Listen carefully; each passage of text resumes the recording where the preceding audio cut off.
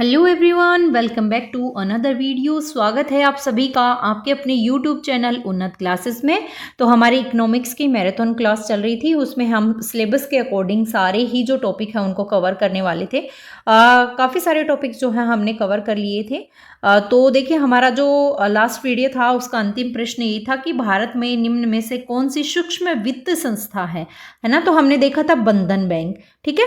तो देखिए, ये हमारे टॉपिक कंप्लीट हो जाते हैं। हमने फंक्शन ऑफ मनी देखा, बैंक्स देखे, उसी के साथ में इंडियन मॉनेटरी सिस्टम देखा, कमर्शियल बैंक देखा, सेंट्रल बैंक देखा, सेल्फ हेल्प ग्रुप्स देखे।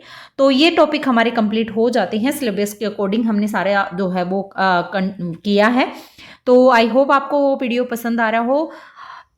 उसी के साथ में ज्योग्राफी के बहुत सारे टॉपिक्स मैंने करवा दिए। हिस्ट्री आपकी कंप्लीट करवा चुकी हूँ, सिविक्स आपको कंप्लीट करवा चुकी हूँ। अभी एग्जाम आपकी 2 दिन बाद आपकी एग्जाम स्टार्ट होने वाली है। फर्स्ट पेपर के लिए भी मैं कोशिश करूंगी कि फर्स्ट और सेकंड पेपर दोनों का एक combined video, 1-2 at least model test paper आपके लिए रेडी करूं, ताकि आप लोग एग्जाम के जैसे आप एग्जाम दे पाएँ कि उस मॉडल टेस्ट पेपर को देख के। और टाइम कंज्यूम उतना ही टाइम रखना है हमको, जितना ड्यूरेशन जितना हमको एग्जाम में आपको मिलेगा, तो वो भी जल्दी किया जाएगा। इकोनॉमिक्स का आज हम पूरा पोर्शन कवर कर लेंगे। तो इकोनॉमिक्स से फिर भी कोई टॉपिक बचता है तो आप कमेंट करके बता दीजिएगा। जैसे योजनाओं से ही कमेंट आया था, तो योजनाएं भी मैं आपको करवाऊंगी, वो एक अलग से वीडियो डाल दूंगी आपके लिए, जिसमें स्पेशली जो योजनाएं, जैसे दिल्ली सरकार में कौन कौन सी योजनाएं चल रही हैं, करंट में कौन सी योजनाएं चल रही हैं, वो सब मैं आपको करवा दूंगी। बाकी कौन सा टॉपिक आपको चाहिए, ज्योग्राफी के काफी सारे टॉपिक बच जाते हैं, तो आप कमेंट करके बता दीजिएगा कि मैम ये वाला टॉपिक आप करवा दीजिएगा, तो वो जरूर डेफिनेटली आपको मैं करवा दूंगी, ठीक है। तो स्टार्ट करते हैं इकोनॉमिक्स का, हमारे बचे हुए क्वेश्चन, बचे हुए टॉपिक्स। तो वीडियो आपको अच्छा लगे एंड तक जरूर देखेगा। अच्छा लगे तो इसको लाइक और शेयर जरूर कर दीजिएगा। चैनल को अभी तक सब्सक्राइब नहीं किया तो सब्सक्राइब भी कर लीजिएगा, जिससे कि आप अपनी एग्जाम की तैयारी अच्छे से कर पाए। बेल आइकन को भी प्रेस कर लीजिएगा, जिससे कि सबसे पहले नोटिफिकेशन आपको मिल सके। तो ये जो वीडियोस मैंने आपके लिए प्रिपेयर किए हैं क्वेश्चन पेपर, ये सिर्फ आपके DSSS नहीं बल्कि KVS, NVS, EMRS सभी एग्जाम्स को टारगेट करके मैंने ये क्वेश्चन पेपर प्रिपेयर किए हैं। तो DSSS जिसने अभी फॉर्म फिल किया है वो भी आप इस वीडियो को देख सकते हैं। अब देखिए, अंतिम प्रश्न हमारा था, हम देख चुके हैं कि कौन सा सूक्ष्म वित्त संस्था है, हमने बंधन बैंक देखा। अब आगे हमारा अगला जो टॉपिक आता है वो डेब्ट ट्रैप आता है, जो कि ऋण जाल होता है। इससे भी क्वेश्चन एग्जाम में डायरेक्ट बनते हैं। तो क्वेश्चन देखते हैं कि जो डेब्ट ट्रैप है उससे क्या अभिप्राय है। देखिए, डेब्ट ट्रैप यानी ऋण जाल का मतलब होता है कि जब व्यक्ति ऋण आसानी से चुका न सके, या जब ऋण भुगतान असफलता से बढ़ता जाए, या जब पुराना ऋण चुकाने के लिए नया ऋण लिया जाए। तो बिल्कुल डेब्ट ट्रैप का मतलब यही होता है कि या तो जो उसने ऋण लिया है व्यक्ति ने, वो आसानी से वो चुका नहीं पा रहा है, या फिर वो ऋण भुगतान करने में बिल्कुल उसकी असफलताएं जो है वो बढ़ती जा रही हैं। तीसरा कि उसने जो ऋण लिया है, पुराना ऋण चुकाने के लिए उसको एक नया ऋण लेना पड़ेगा। तो वही आपका ऋण जाल होता है, डेब्ट ट्रैप होता है। जब व्यक्ति पुराना ऋण चुकाने के लिए नया ऋण लेने लगता है ना, तो वो डेब्ट ट्रैप के जाल में फंस जाता है। उसी को आप क्या बोलेंगे, डेब्ट ट्रैप बोलेंगे। यानी ऋण उसका लगातार क्या करेगा, बढ़ता चला जाएगा। तो राइट आंसर इसका क्वेश्चन का होगा option number D. Next question है, भारत में ऋण जाल से सबसे अधिक कौन प्रभावित होता है। देखिए, ऋण जाल में भारत में सबसे ज्यादा प्रभावित जो होते हैं वो होते हैं किसान, है ना। किसान अक्सर क्या करते हैं, जो निजी साहूकार होते हैं ना, हर जगह होते हैं साहूकार, तो उन साहूकारों से वो अपनी खेती बाड़ी के लिए क्या कर देगा, ऊंचे ब्याज पर क्या कर लेगा, ऋण ले लेगा। और फिर जब वो ऋण तो ले लेगा, लेकिन कभी बाई चांस देख लिया आपके सूखा पड़ गया, काल पड़ गया, तो उसकी इतनी अच्छी फसल जो है वो हो नहीं पाती। फसल अच्छी नहीं होगी तो वो कैसे वो ऋण चुकाएगा, तो वो ऋण चुकाने में असमर्थ हो जाता है, और इसी तरीके से वो ऋण के जाल में फंस जाता है। तो साहूकार कहता है कि आप ये ऋण चुकाने के लिए कुछ और पैसे ले लो, फिर आगे इसको कंटिन्यू करेंगे। तो ऐसा ये प्रोसेस चलता रहता है, वो इस ऋण के जाल में फंस जाता है। तो मोस्टली जो हमारे भारत में है वो किसान इस जाल में फंस जाते हैं। देखिए, किसी बच्चे का कमेंट आया, मैम इतने इजी क्वेश्चन थोड़ी आते हैं एग्जाम में, बेटा कितने टफ आते हैं। ये इजी क्वेश्चन लग रहे हैं आपको, आपने अच्छे से पढ़ाई की होगी, आप अच्छे बच्चे हो, आपने अच्छे से की होगी, ठीक है, आपको इजी लग रहे हैं, लेकिन बहुत सारे बच्चों को ये टफ भी लग रहे हैं। है ना। तो क्वेश्चन मैंने PYQs को इनमें शामिल किया है। आप खुद देखिए, मैंने 2021 का PYQ आपको सारे सोल्व करवाए हैं, तो कितने सारे क्वेश्चन वहां से हैं, और ये सारा NCERT से है। तो DSSS भी NCERT से ही क्वेश्चन पूछती है। मैंने सारे क्वेश्चन आपके NCERT से ही लिए हैं, तो ये कोई ईजी पेपर नहीं है। इकोनॉमिक्स हर किसी के बस की बात नहीं होती है। जो बच्चा पढ़ता है इकोनॉमिक्स अच्छे से, उसने रीड कर ली है, तो वही इन क्वेश्चन का आंसर जो अच्छे से करवाए। काफ़ी सारे बच्चों को तो समझ में ही नहीं आ रहा है। तो ये कोई बहुत ज़्यादा इजी क्वेश्चन नहीं है और बहुत ज़्यादा टफ भी नहीं है ना, मॉडरेट मैंने रखा है। ऐसे ही क्वेश्चन आपके एग्जाम में पूछे जाते हैं। बाकी तो क्वेश्चन तो एग्जामिनर पे डिपेंड है, वो कैसा देखे। बस हम प्रिपरेशन कर सकते हैं कि हमने सब पढ़ लिया, अब कहाँ से कैसे क्वेश्चन आएगा, किस तरीके को क्वेश्चन आएंगे, तो वो तो फिर एग्जामिनर पे डिपेंड है ना। बाकी मैं मेरी तरफ से पूरी कोशिश कर रही हूँ कि आपका एग्ज़ाम जो है वो बहुत अच्छा हो। अगला है किसानों के ऋण जाल में फंसने का मुख्य कारण क्या है। देखिए, किसानों का ऋण जाल में फंसने का मुख्य कारण या तो उसकी फसल नष्ट हो गई है, या ऊंची ब्याज दर है, या संस्थागत ऋण की कमी है ना। देखते हमने क्या देखा, अक्सर जो किसान होते हैं वो निजी साहूकार से हमने देखा था ऊंचे ब्याज पर वो ले लेते हैं, ब्याज लेते हैं ना। तो या तो देखिए किसान की जो फसल है वो नष्ट हो जाती है, या फिर वो क्या करते हैं, ऊंची ब्याज की दरें जो है वो बढ़ जाती हैं, जैसे इतने % ब्याज की दर बढ़ गई, या वो सरकारी ऋण जो है उसकी अनुपलब्धता किसानों को मिलती है। तो इस चक्कर में वो निजी जो साहूकार है उनके चंगुल में फंस जाता है, कौन, किसान। तो इस वजह से जो है ये ऋण जाल में फंस जाता है।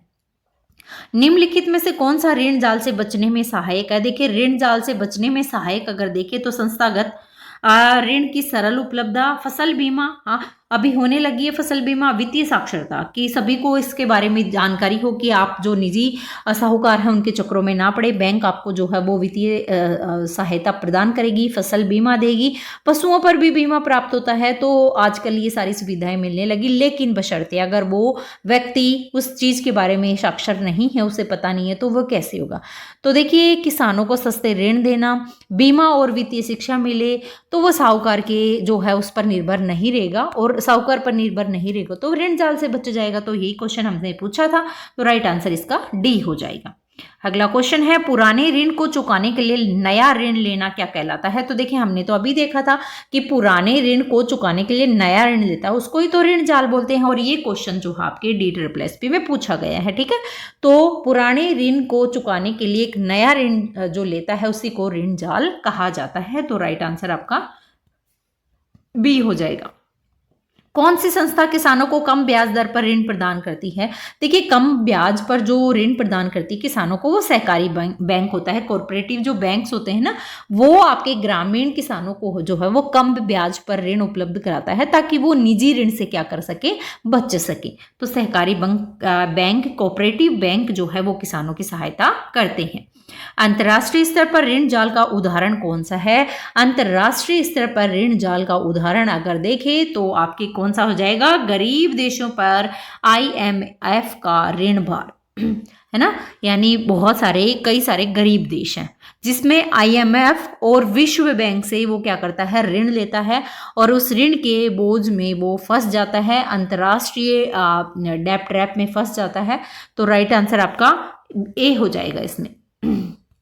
अगला क्वेश्चन है, ऋण जाल का व्यक्ति के जीवन पर क्या प्रभाव पड़ता है। देखिए, ऋण जाल का व्यक्ति के जीवन पर बहुत प्रभाव पड़ेगा।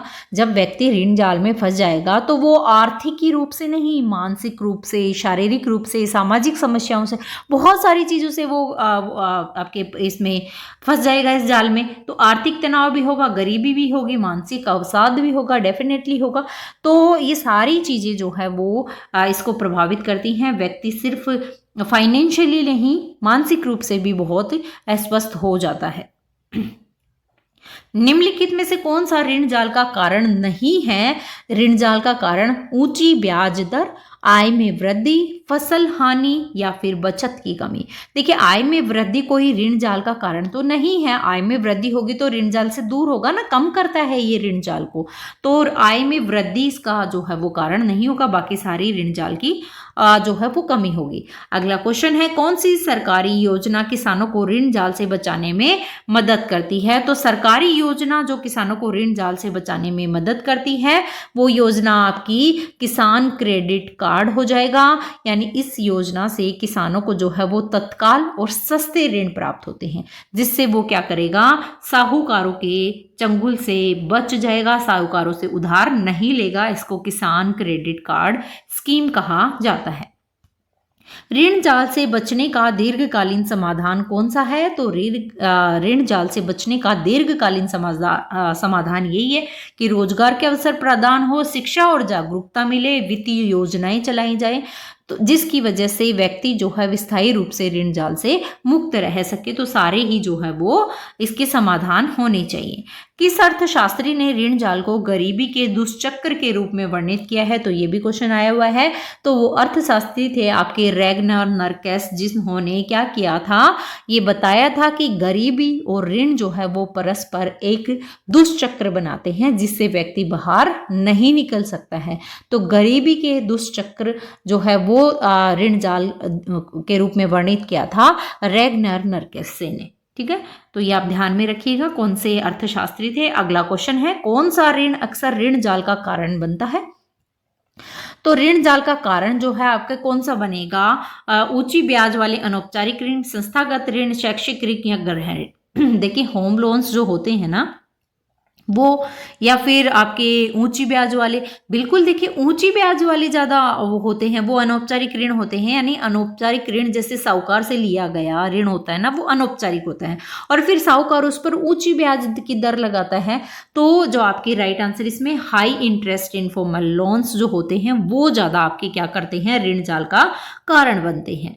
अगला है, देखिए ब्याज ही नहीं चुका पाते हैं, है ना, कमाई तो कुछ होती नहीं है, फिर कहाँ से चुका पाएंगे, तो फिर वो उस जाल में फंसता ही चला जाता है। इसलिए बोलते हैं ना, कभी उधारी नहीं लेनी चाहिए कि किसी से, जरूरत पड़ने पर ली जाती है लेकिन उसको टाइम रहते चुका देना चाहिए। अगला क्वेश्चन है, निम्नलिखित में से कौन सा उपाय ऋण जाल को नियंत्रित करने से में प्रभावी नहीं है? तो आपके उपाय ऋण जाल को नियंत्रित करने में प्रभावी नहीं है। वित्तीय शिक्षा तो प्रभावी होती है। सरल ऋण सुविधा भी आपकी क्या हो जाएगी, प्रभावी हो जाएगी। ऋण की अनदेखी, क्या आप ऋण की अनदेखी करने से समस्या आपकी समाधान हो सकती है? समस्या बढ़ती है। अगर आप अनदेखी करते चले जाएंगे तो ब्याज बढ़ता चला जाएगा और बढ़ता चला जाएगा, तो उससे बहुत सारी समस्याएं आएंगी। तो सी राइट आंसर हो जाएगा। अगला है, निम्नलिखित में से कौन सा समूह गरीबों को ऋण जाल से बचने में मदद करता है?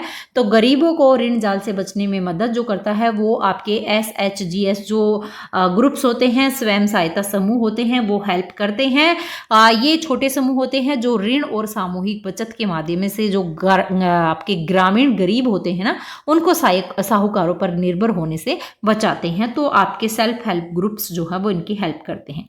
तो एक और पॉइंट हमारा कंप्लीट हो जाता है। अब बहुत सारों की ये मस्ट वॉच जो है आपके लिए बहुत इंपॉर्टेंट है। बहुत सारे बच्चों के कमेंट कि मैम M1 M2 M3 ये सारे करवा दीजिएगा। मैंने क्वेश्चन बहुत सारे आपको करवा दिए हैं, आगे भी इसके बहुत सारे क्वेश्चन आने वाले हैं, क्योंकि इनसे क्वेश्चन डेफिनेटली एक क्वेश्चन तो एट लीस्ट आपका आएगा ही आएगा, है ना। तो आज हम इस वीडियो में हम M1 M2 M3 M4 चारों को देखेंगे। तो देखते हैं ये होते क्या हैं, ठीक है। तो देखिए भारत में RBI मतलब रिजर्व बैंक ऑफ इंडिया या भारतीय रिजर्व बैंक ने क्या किया, मुद्रा आपूर्ति को मापने के लिए 4 मापक बताए हैं। तो M1 M2 M3 M4 पहली बात तो क्या है, तो ये मुद्रा को मापने के मापक हैं, ठीक है। सबसे पहले M1 M2 M3 M4 ये मुद्रा के मापक है और ये मापक बताए हैं किसने, RBI ने। अब देखिए M1 क्या होता है, हमने क्वेश्चन में देखा था M1 को क्या बोलते हैं, नैरो मनी या संकरी मुद्रा, ठीक है। अब डेफिनेशन इसकी देखें तो M1 में केवल वह धन शामिल होता है जो सबसे ज्यादा तरल यानी लिक्विड होता है, जिसे तुरंत खर्च किया जा सकता है। समझ गए, यानी जनता के पास जो मुद्रा है वो आपकी लिक्विड, जैसे कुछ कॉइन्स हो गए, है ना, लिक्विड मुद्रा के, तो उसको तुरंत खर्च किया जाए तो वो आपकी M1 के अंतर्गत आएगी। देखिए, तो इसमें कौन सी चीजें आती हैं? सबसे पहले जनता के पास आपकी नगद मुद्रा, सबसे पहले पूछा जाता है ना M1 में कौन कौन सी चीजें शामिल होती हैं, तो जनता के पास नगद मुद्रा। उसी के बाद में दूसरी चीज इसमें आती है वाणिज्यिक बैंकों में मांग जमा, जैसे चालू और बचत खाते होते हैं ना वो, तो कमर्शियल बैंक में जो भी डिमांड डिपॉजिट होता है वो इसके अंतर्गत शामिल होता है। और तीसरी इसमें चीज शामिल होती है RBI में अन्य जमाएं। तो ये क्वेश्चन आया हुआ है आपके M1 का, ठीक है। तो आपकी तीनों चीजें जो हैं किस में हो जाएंगी? M1 में हो जाएंगी। पहली बिना देखे ही बोलना है आपको, जनता के पास नगद मुद्रा, दूसरी वाणिज्यिक बैंकों में मांग जमा, और तीसरी है RBI से अन्य जमाएं, ठीक है। तो ये आपके तीनों चीजें जो है वो किस में शामिल हो जाएंगी? आपकी इसमें M1 में, ठीक है। फॉर्मूला इसका आपको ध्यान में रखना है, फॉर्मूला याद कर लोगे तो आपको ध्यान में रहेगा, ठीक है। अब देखिए M1 इक्वल टू सी का मतलब क्या था? करेंसी विद द पब्लिक, ठीक है। सी का मतलब करेंसी विद द पब्लिक यानी जनता के पास नगद मुद्रा। इंग्लिश में याद रखना है डी का मतलब है demand deposit with commercial bank, ठीक है। तो डिमांड डिपॉजिट डी।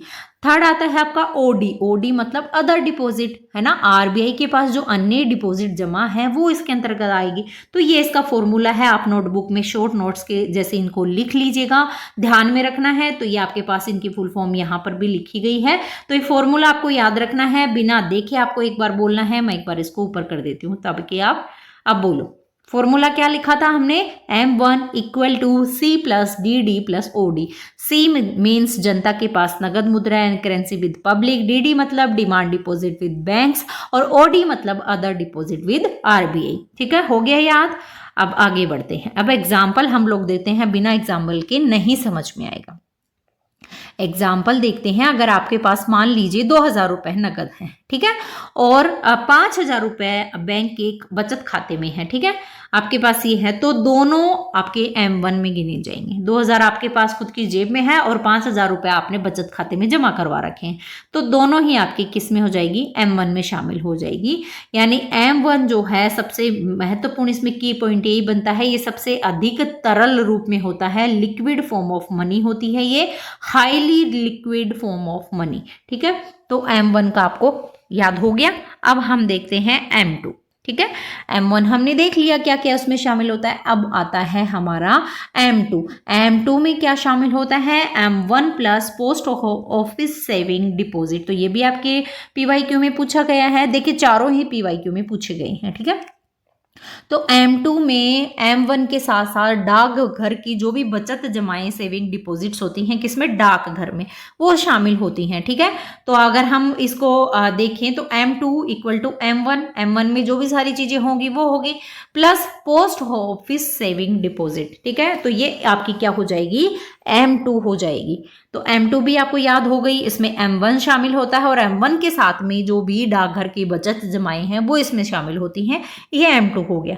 अब इसका एग्जाम्पल अगर हम देखें, जैसे 2000 रुपए आपके पास नगद है, 5000 रुपए बैंक के खाते में जमा है, दोनों आपके M1 में शामिल थी ना। उसी के साथ में आपके 3000 रुपए पोस्ट ऑफिस के खाते में भी जमा है।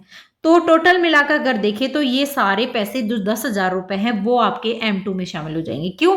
क्योंकि आपने जो है 2000 रुपए क्विक पॉकेट में है, 5000 रुपए आपने बैंक में जमा कर रखे हैं, 3000 रुपए आपने पोस्ट ऑफिस के खाते में जमा कर रखे। तो ये सारी चीजें M1 को मिलाकर के M1 में ये दोनों चीजें शामिल हो गई। आई होप आपको समझ में आ रहे हो, दोनों चीजें आपके M1 में शामिल है ना। 2000 रुपए भी M1 में है और उसी के साथ में 5000 रुपए जो बैंक में जमा कर रखे वो भी M1 में है। तो M2 में क्या शामिल हो? M2 में शामिल हो गया पोस्ट ऑफिस की जो भी सेविंग डिपॉजिट है वो इसके अंतर्गत, ठीक है। तो M2 भी आपको याद हो गया होगा, है ना। की पॉइंट एक बार देख लेते हैं, मतलब M2 बराबर M1 plus post office saving. बहुत छोटा सा है M2 का, थोड़ी तरलता वाले जमा रूप जो होते हैं ना, थोड़ी कम तरलता वाले। M1 हमने देखा था बहुत तरल होती हैं, हाईली लिक्विड मनी जो होती हैं वो, और M2 मतलब थोड़ी सी कम तरलता वाले मनी, ठीक है। अब हम देखते हैं M3। आई होप आपको M1 M2 अच्छे से समझ में आ गई हो। अब M3 देखते हैं। M3 को क्या बोलते हैं? Broad money. ये क्वेश्चन भी आया हुआ है।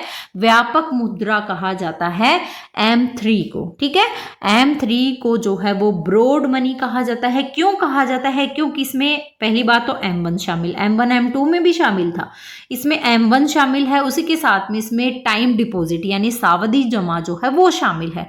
तो आपको M3 में याद रखना है। M2 में क्या शामिल था? M2 में M1 शामिल था और उसके बाद में डाकघर में जो भी बचत जमाई थी वो शामिल थी। अब M3 में जमा होता है, पहले M1 आता है। ठीक है, M1 में हमने देखा था क्या फॉर्मूला था M1 का, भूल गए? मैं नहीं बता रही, अब आपको याद करना है। ठीक है, तो M1 का मतलब होता है, सॉरी, इसमें M3 में क्या क्या शामिल हो जाता है? आपके M1 शामिल हो जाता है, उसी के साथ में आपके टाइम डिपॉजिट जो है वो शामिल हो जाता है। अच्छा बता दूं M1 का? ठीक है, चलो क्या था शामिल? M1 इक्वल C+DD+OD, आया याद? ठीक है, C मतलब currency with public, demand deposit, other deposit. ठीक है, तो हमने देखा कि M2 में भी M1 और ये आपकी डाकघर की बचत जमाई है, और M3 में भी हम देख रहे हैं कि M1 शामिल है ना। तो हमें ये ध्यान में रखना है कि M1 जो है वो M2 में भी शामिल है और M3 में भी शामिल होता है। M2 में तो आपकी डाकघर की बचत जमाई होगी और M3 में आपके टाइम डिपॉजिट यानी सावधि जमा शामिल होती है। ठीक है, तो ये ध्यान में रखिएगा। अब इसका जो फॉर्मूला है वो देखिए, तो M3 equal to M1 plus time deposit with bank. ठीक है, तो M3 का फॉर्मूला भी आपको याद हो गया होगा। अब थोड़ा सा देख लेते हैं। देखिए, time deposit equal to fix deposit यानी FD, उसी के साथ में रिक्योरिंग डिपॉजिट यानी RD। FD और RD दोनों पता है, फुल फॉर्म आपको याद कर लेनी है। इन्हें तुरंत नहीं निकाल सकते ना। टाइम जो आपकी RD या FD जो भी हम करवाते हैं वो कुछ टाइम ड्यूरेशन के आधार पर होती है कि इतने साल की हमने FD करवा दी है, तो आप उनको तुरंत नहीं निकाल सकते, यानी ये तरलता में नहीं आता है। इसलिए M1 में से ये कम तरल होती है। M1 बिल्कुल तरल होती है, M2 थोड़ी तरल होती है और ये इनसे भी कम तरल होती है, क्योंकि इसमें फिक्स डिपॉजिट होती है और RD हम लोग करवाते हैं वो इसके अंतर्गत आती है, तो आप इसको तुरंत नहीं निकाल सकते। ठीक है, तो ये आपकी हो गई M3। अब इसके की पॉइंट देखें तो भारत में मुद्रा आपूर्ति का सबसे महत्वपूर्ण मापक माना जाता है M3, है ना। और ये जो है RBI और अर्थशास्त्री सामान्यतः M3 को ही क्या मानते हैं? मनी सप्लाई मानते हैं। तो M3 के बारे में बहुत ही महत्वपूर्ण ये की पॉइंट आपको ध्यान में रखना है। ये भारत में मुद्रा आपूर्ति का सबसे महत्वपूर्ण मापक माना जाता है। और दूसरा, सारे जो भी अर्थशास्त्री है, RBI है, वो सामान्य तो जो है M3 को ही मनी सप्लाई मानते हैं। तो ध्यान में रखिएगा आपको। अब इसका एग्जाम्पल मैंने सारों के आपको एग्जाम्पल के थ्रू समझा रही हूँ। एग्जाम्पल देखें, आपके पास 2000 रुपए थे। ठीक है, मेरे पास M1 में 2000 रुपए थे पॉकेट में, 5000 रुपए मेरे खाते में था, ये भी M1 में था। फिर मेरे पास 10,000 रुपए आ जाते हैं कि 3000 रुपए मेरे पास जो है वो किसके अंतर्गत शामिल थे? उसमें डाक घर में। ठीक है, तो टोटल मिला के मेरे पास 10,000 रुपए हो गए। उसी के बाद में सॉरी, M2 इसमें नहीं आता, मैंने रोंग बताया। 2000 रुपए पॉकेट में है, 5000 रुपए बैंक में जमा है और 10,000 रुपए की मैंने FD करवा दी है। ठीक है, तो टोटल मेरे पास 17,000 रुपए है। ये 17,000 रुपए जो है मेरे किस में आएंगे? M3 के अंतर्गत आएगा। ठीक है, इसमें M2 शामिल नहीं होता है, तो आप वो ध्यान में रखिएगा। तो आई होप आपको समझ में आया हो। बहुत इजी है, समझने की थोड़ी सी वो है कि समझ में आया तो सारे आ जाएंगे, नहीं आएगा तो चाहे आप कितना ही पढ़ लो नहीं आएगा। ठीक है, अब आता है हमारा M4। अब M4 में क्या शामिल होगा? M4 में होगा M3। ठीक है, M3 जो है वो M4 में शामिल होगा आपके, और उसी के साथ में आपके उसमें क्या शामिल हो जाएंगी?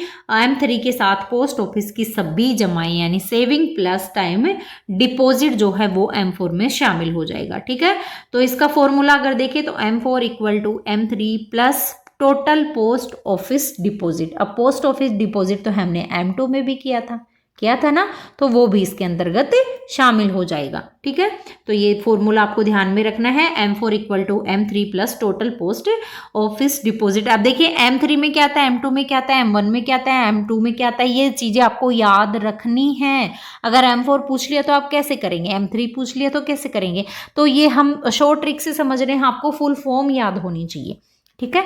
अब की पॉइंट है कि ये सबसे व्यापक मुद्रा है, मोस्ट ब्रॉड मेजर है ये आपकी क्या, इसमें सभी प्रकार की मुद्रा और जमाएं आती हैं। जो भी आपने मुद्राएं या मनी जो भी जमा करवा रखी है वो सारी चीजें आपके M4 के अंतर्गत आएंगी। तो आई होप आपको समझ में आया। अब समरी टेबल देखते हैं। मैंने पूरी कोशिश की है इसको बनाने में, मैंने बहुत मतलब एक एक चीज जो है वो आपके लिए छांट छांट के किया है, तो प्लीज उसको ध्यान से आप देखिएगा, क्योंकि यहाँ से क्वेश्चन आप PYQ में देख चुके हैं, डेफिनेटली पूछा जाता है।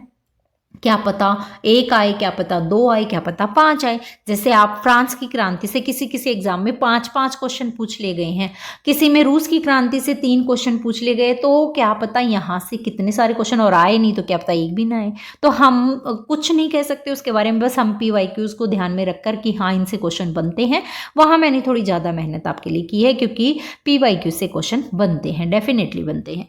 अब देखिए इनकी समरी टेबल, ये आप प्लीज मैं रिक्वेस्ट कर रही हूँ अपनी नोटबुक में नोट डाउन जरूर कर लीजिएगा, क्योंकि ये टेबल अगर आपको याद हो गई तो आप इजीली जो है वो आंसर कर पाएंगे। ठीक है। M1 में हमने देखा था C + DD + OD। मैं कोई भी आपको फुल फॉर्म नहीं बता रही हूँ, आपको अब बता चुकी हूँ, बार बार रिपीट करने से कोई मतलब नहीं है, इतना आपको याद हो चुका है।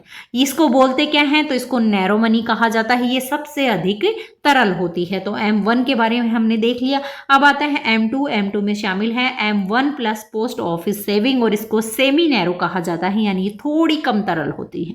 सबसे तरल होती है M1, थोड़ी कम तरल होती है M2, और मध्यम तरल होती है आपकी ब्रॉड मनी जिसको कहते हैं वो M3 है, और M3 में भी आपके M1 शामिल होता है प्लस टाइम डिपॉजिट इसमें शामिल होता है। चौथी है M4 में आपके M3 शामिल हो जाएगा, यानी आपके M1 प्लस टाइम डिपॉजिट, तो M3 plus total post office deposit, तो इसको कहा जाता है मोस्ट ब्रॉड मनी। ठीक है, ब्रॉड मनी कहा जाता है M3 को, मोस्ट ब्रॉड मनी कहा जाता है आपके M4 को, और ये सबसे कम तरल होती है। अब देखिए सबसे अधिक तरल पूछ लिया जाए, सबसे अधिक तरल आपकी कौन सी हो जाएगी M1, और सबसे कम तरल कौन सी हो जाएगी आपकी M4। तो चारों आपको ध्यान में रखनी है, रिक्वेस्ट है आपसे प्लीज इसको लिख लीजिएगा। अब एक चीज और इसमें ये क्वेश्चन भी बनता है, इसको नैरो मनी में बता चुकी हूं, M1 को क्या बोलते हैं, नैरो मनी कहते हैं, M3 को जो है वो ब्रॉड मनी कहते हैं, क्योंकि ये क्वेश्चन PYQ में आए थे, इसलिए मैंने यहाँ अलग से आपके लिए नोट डाउन की है। भारत में RBI आमतौर पर M3 को मुद्रा आपूर्ति का मानक मानते हैं, अर्थशास्त्री भी मानते हैं, हम देख चुके हैं, और RBI भी मानती है। ठीक है, पोस्ट ऑफिस जमा केवल M2 और M4 में ही शामिल होती है, तो ये भी आपको ध्यान में रखना है। M3 में पोस्ट ऑफिस डिपॉजिट शामिल नहीं होती है, M3 में जो है आपकी RD FD वो सब शामिल होती हैं। तो आई थिंक आपको समझ में आया हो। बहुत बच्चों के कमेंट आ रहे थे कि मैम ये वाले पोर्शन हमको करवा दीजिएगा। अब हम क्वेश्चन देख लेते हैं, मैंने बीच में थोड़ी सी डेफिनेशन, थोड़ी सी चीज़ें आपके लिए ऐड ऑन कर दी थी। अगला टॉपिक है हमारा demand of money and supply of money, मांग की मुद्रा और मुद्रा की आपूर्ति। ठीक है, तो ये वाला टॉपिक हम लोग कर लेते हैं। पहला क्वेश्चन है, मुद्रा की मांग से क्या अभिप्राय है। देखिए मुद्रा की मांग से अगर हम देखें तो मुद्रा वस्तुओं और सेवाओं की मांग होती है, या धन को अपने पास रखने की इच्छा होती है, या फिर बैंक जमाओं की मांग होती है, निवेश की। मुद्रा की मांग मतलब धन को अपने पास रखने की इच्छा है ना, मतलब लोगों की ये इच्छा रहती है कि वे अपने पास एक निश्चित मात्रा में जो है वो धन रखे। धन क्यों रखे, ताकि जरूरत पड़ने पर उसे खर्च कर सके, लेन देन कर सके, बहुत सारी चीजें। तो मुद्रा की मांग का मतलब ये होता है कि लोगों की इच्छा है कि वे अपने पास एक निश्चित मात्रा में धन को रखें। तो बी राइट आंसर इसका हो जाएगा। मुद्रा की मांग की तरलता वरीयता सिद्धांत किसने दिया था, तो मुद्रा की मांग की तरलता वरीयता सिद्धांत जो दिया था वो आपके दिया था J.M. किन्स ने। ठीक है, किन्स ने जो है वो तरलता वरीयता का सिद्धांत दिया था। उन्होंने क्या कहा था, उन्होंने कहा था कि लोग 3 कारणों से धन रखते हैं। पहला कारण होता है वो लेन देन के लिए धन रखते हैं, किस कारण से लेन देन के लिए रखते हैं, या वो आपके एहतियात के लिए रखते हैं, या फिर वो सट्टेबाजी के लिए रखते हैं ना।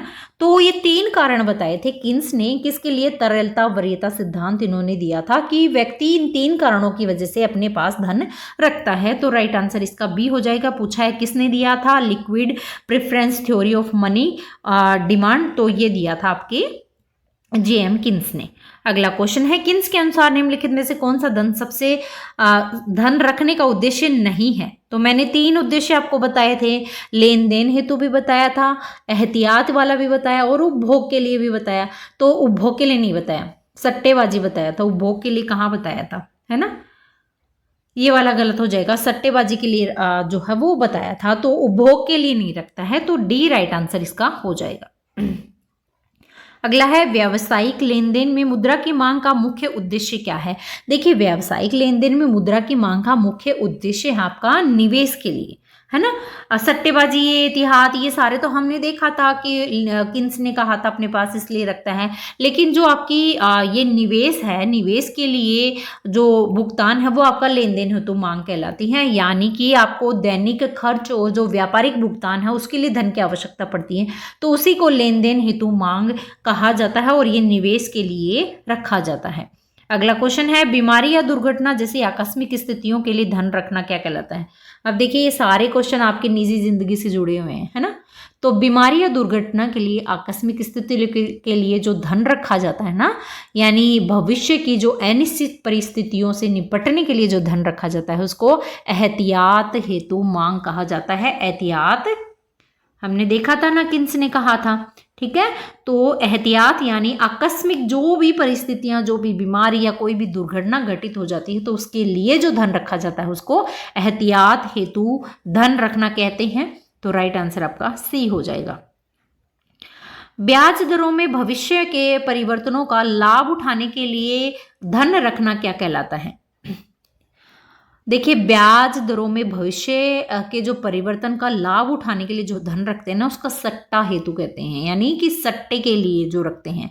यानी धन रखने वाले लोग क्या करते हैं, ब्याज दरों पर और बॉन्ड की कीमत जो होती है उसमें बदलाव कर देते हैं, और उसमें बदलाव करके जो पैसे कमाते हैं, सट्टेबाजी करते हैं, तो वही आपकी क्या हो जाएगी, भविष्य परिवर्तनों का लाभ उठाने के लिए जो धन एकत्रित करते हैं वो सट्टा हेतु रखते हैं।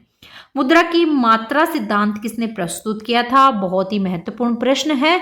तो मुद्रा की मात्रा सिद्धांत प्रस्तुत करने वाले थे आपके एर्विंग फिशर। एर्विंग फिशर ने जो है वो MV बराबर PT का जो है वो समीकरण दिया था, और इसके द्वारा मुद्रा की मात्रा सिद्धांत इन्होंने प्रस्तुत की थी। तो ध्यान में रखना है, ये क्वेश्चन बहुत महत्वपूर्ण है।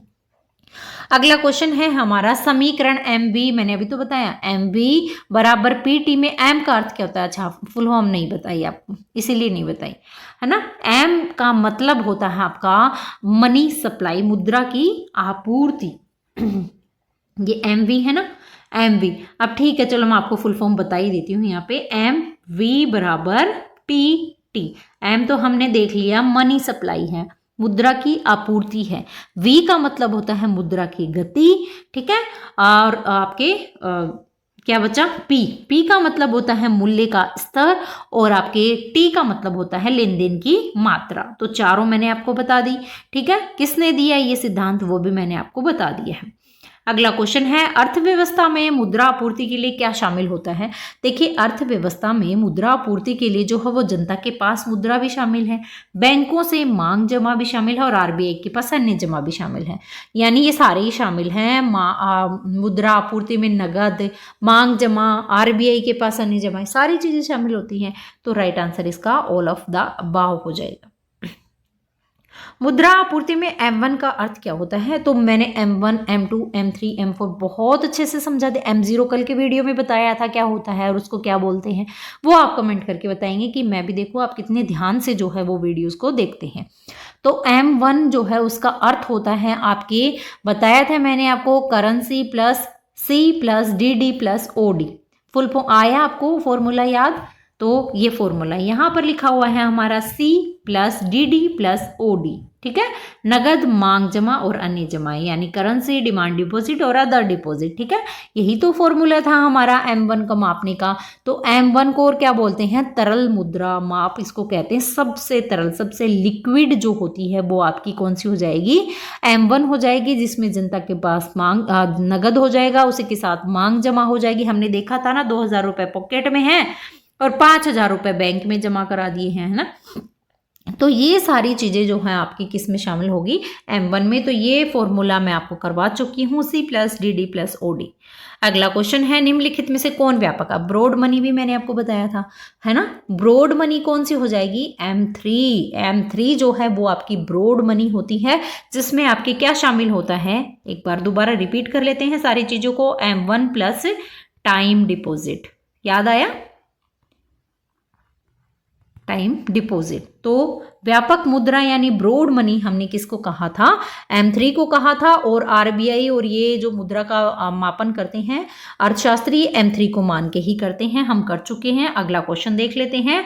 अब देखिए, इससे प्लीज क्वेश्चन गलत मत करके आना, मैंने बहुत मतलब आपको इंटरेस्ट है इस तरीके से जो है वो प्रिपेयर किए हैं, जो इसके नोट्स थे वो भी। और आगे जो DSSP की हम लोग प्रिपरेशन करेंगे उसमें मैं आपको नोट्स के थ्रू ही पढ़ाऊंगी, क्योंकि उसमें टाइम थोड़ा बच जाता है। देखिए, मैं नोट्स के थ्रू पढ़ाने का मतलब ये है कि बच्चे क्या होते हैं, एग्जाम पास में आती है ना, कि अभी बस डेट आ गई है, अब पढ़ना स्टार्ट करते हैं, तब वीडियोस देखना स्टार्ट करते हैं। उससे पहले चाहे आप कितनी भी मेहनत करो, देखते ही नहीं है। इस वजह से थोड़ा सा वो है, बट आगे अगर आप अच्छा रिस्पॉन्स करेंगे तो डेफिनेटली मैं आपके साथ ऐसे ही कंटिन्यू चलती रहूँगी। आप कहेंगे कि मैम ये MRS की, क्योंकि दिसंबर में उसके भी एग्जाम है, उसकी प्रिपरेशन कराओ, तो मैं उसकी करवा दूंगी। आप जैसा चाहेंगे उसी की प्रिपरेशन होगी। अभी हाल फिलहाल हम इसी की कर लेते हैं, DSSB की, क्योंकि एग्जाम आपकी 2 दिन बाद है। अब कौन सी मुद्रा आपूर्ति मापक नैरो मनी कहलाती हैं, ये भी हम कर चुके हैं। नैरो मनी मतलब M1 देखा था ना, M1 को संकरी मुद्रा या नैरो मनी कहा जाता है, क्योंकि इसमें केवल सबसे तरल धन शामिल होते हैं, इस वजह से इसको कहा था। तो इसमें हम ज़्यादा टाइम वेस्ट नहीं करेंगे, फटाफट कर लेते हैं, फटाफट। भारत में मुद्रा आपूर्ति को नियंत्रित करने की जिम्मेदारी किसकी है, किसकी हो जाएगी, रिजर्व बैंक ऑफ इंडिया की जिम्मेदारी है। भारत में ये रिजर्व बैंक जो है वो एक केंद्रीय बैंक है, जो कि मुद्रा की आपूर्ति, मौद्रिक नीति को क्या करता है, नियंत्रित करता है। तो मुद्रा की आपूर्ति को नियंत्रित करने की जिम्मेदारी RBI की है। कौन सा कारक मुद्रा की मांग को बढ़ाता है, तो मुद्रा की मांग को बढ़ाने में आय में वृद्धि और मूल्य स्तर में गिरावट, और A और C ब्याज दर में कमी। देखिए, A और C हो जाएगा जब आय बढ़ती है या ब्याज दर घटती है, तो दोनों ही जो है वो लोग इससे अधिक धन रखना जो है वो पसंद करते हैं, जिसमें मुद्रा की मांग क्या करेगी, बढ़ेगी। ब्याज की दर कम होगी तो वो और ज़्यादा पैसे ले लेंगे, और आय में वृद्धि होगी तो है ही फायदा। तो दोनों ही जो है वो आपकी मुद्रा की मांग को बढ़ाते हैं। तो A और C राइट आंसर हो जाएगा। मूल्य स्तर में गिरावट आने से नहीं हो पाएगा। अगला है, आधुनिक अर्थव्यवस्थाओं में मुद्रा की आपूर्ति मुख्यतः किससे निर्धारित होती है, तो आधुनिक अर्थव्यवस्था में मुद्रा की आपूर्ति जो निर्धारित होती है वो RBI और वाणिज्यिक बैंक के द्वारा होती है। मुद्रा जो है वो छापती कौन है, RBI, और वाणिज्यिक बैंक जो है वो ऋण प्रदान करते हैं। तो इन दोनों के माध्यम से मुद्रा आपूर्ति जो है वो निर्धारित होती है। तो B राइट आंसर हो जाएगा।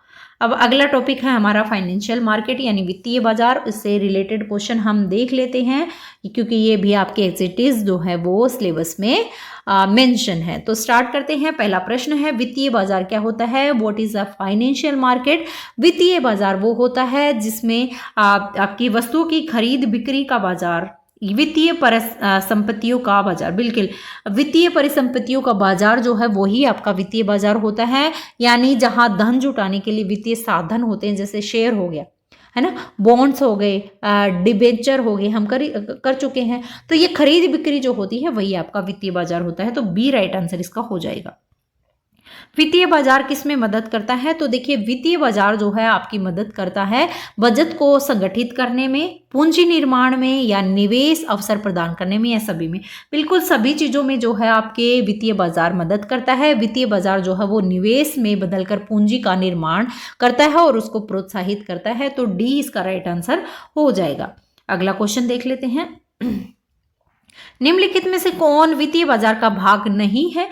तो मुद्रा बाजार वित्तीय बाजार का भाग है, पूंजी बाजार भी है, वस्तु बाजार जो है वो आपका वित्तीय बाजार का भाग नहीं माना जाता है। वस्तु बाजार आपको भौतिक वस्तुओं का जो भी लेन देन होता है ना वो आता है इसके अंतर्गत, तो ये वित्तीय साधन के अंतर्गत नहीं आएगा। तो जो आपका वस्तु बाजार है वो इसमें शामिल नहीं होता वित्तीय बाजार में। कौन सा बाजार अल्पकालीन धन से संबंधित है?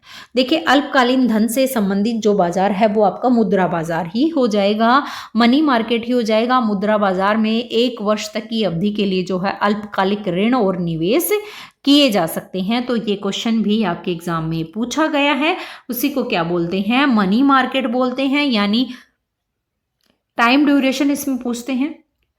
1 वर्ष की अवधि के लिए जो है वो जो भी अल्पकालिक ऋण या फिर कोई निवेश किया जाता है वो कौन सा होता है? तो मुद्रा बाजार में ही किया जाता है, यानी अल्पकालीन धन से संबंधित है। मुद्रा बाजार के उपकरण कौन से हैं? तो मुद्रा बाजार के उपकरण आपके ट्रेजरी बिल, वाणिज्यिक पत्र, जमा प्रमाण पत्र सभी बिल्कुल सारे ही हैं, यानी ये सभी अल्पकालिक वित्तीय साधन है जो मुद्रा बाजार में उपयोग किए जाते हैं। ट्रेजरी बिल भी किया जाता है, वाणिज्य पत्र भी, जमा पत्र भी। तो डी राइट आंसर इसका हो जाएगा। कौन सा बाजार दीर्घकालीन निधियों से संबंधित होता है? तो दीर्घकालीन निधियों से संबंधित आपका कैपिटल मार्केट हो जाएगा, पूंजी बाजार हो जाएगा। यानी पूंजी बाजार में हमने देखा था मुद्रा बाजार, ठीक है। मुद्रा बाजार में 1 वर्ष की अवधि तक के लिए ही आप या तो ऋण ले सकते हैं, निवेश कर सकते हैं। अब दूसरा आता है आपका कैपिटल मार्केट, यानी कि पूंजी बाजार। पूंजी बाजार में क्या होता है? 1 वर्ष से अधिक अवधि के लिए निवेश साधनों का लेन देन होता है, जैसे कौन सा? शेयर, डिबेंचर हम पढ़ चुके हैं। तो ये जो है वो आपके पूंजी बाजार के अंतर्गत आता है। देखिए, ये क्वेश्चन पूछे गए हैं 1 वर्ष की अवधि के लिए कौन से में आता है, 1 वर्ष से अधिक अवधि के लिए कौन से आता है, क्योंकि ये PYQ में पूछा हुआ क्वेश्चन है। अगला है पूंजी बाजार में क्या शामिल होता है? तो पूंजी बाजार में आपके प्राथमिक बाजार, द्वितीय बाजार दोनों ही शामिल होते हैं, दोनों ही इसके भाग है। प्राथमिक बाजार में क्या आता है? प्राथमिक बाजार में यानी प्राइमरी में जहां नई प्रतिभूतियां जारी होती हैं, और सेकेंडरी में जहां पहले से जारी प्रतिभूतियों की क्या होती है? खरीद बिक्री होती है। तो ये दोनों इसके अंदर कर शामिल होती हैं पूंजी बाजार में। अगला क्वेश्चन है प्राथमिक बाजार का मुख्य कार्य क्या है? तो प्राथमिक बाजार का मुख्य कार्य जो है वो आपके नई प्रतिभूतियों की बिक्री करना। देखिए, प्राथमिक बाजार में जो कंपनी है वो निवेशकों की क्या करेगी? सीधे जो है वो पूंजी जुटाने के लिए नई प्रतिभूतियां जारी करती है। तो ये आपके प्राथमिक बाजार के अंतर्गत आएगी, यानी नई प्रतिभूतियों की बिक्री। अगला क्वेश्चन है भारत में पूंजी बाजार को कौन नियंत्रित करता है? तो भारत में पूंजी बाजार को नियंत्रित आपकी कौन करेगा? आपके सेबी, SEBI, भारतीय प्रतिभूति और विनिमय बोर्ड जो है वो आपके पूंजी बाजार को नियंत्रित करता है। अब सेबी की स्थापना कब हुई थी? 1988 में। RBI की स्थापना कब हुई थी? कमेंट करके बताइए, ठीक है। बहुत इजी क्वेश्चन है, ठीक है। तो 1988 में जो है वो सेबी की स्थापना हो गई, लेकिन कानूनी दर्जा जो है वो कब मिला? वो मिला था 1992 में। 88 में तो स्थापना ही हुई थी।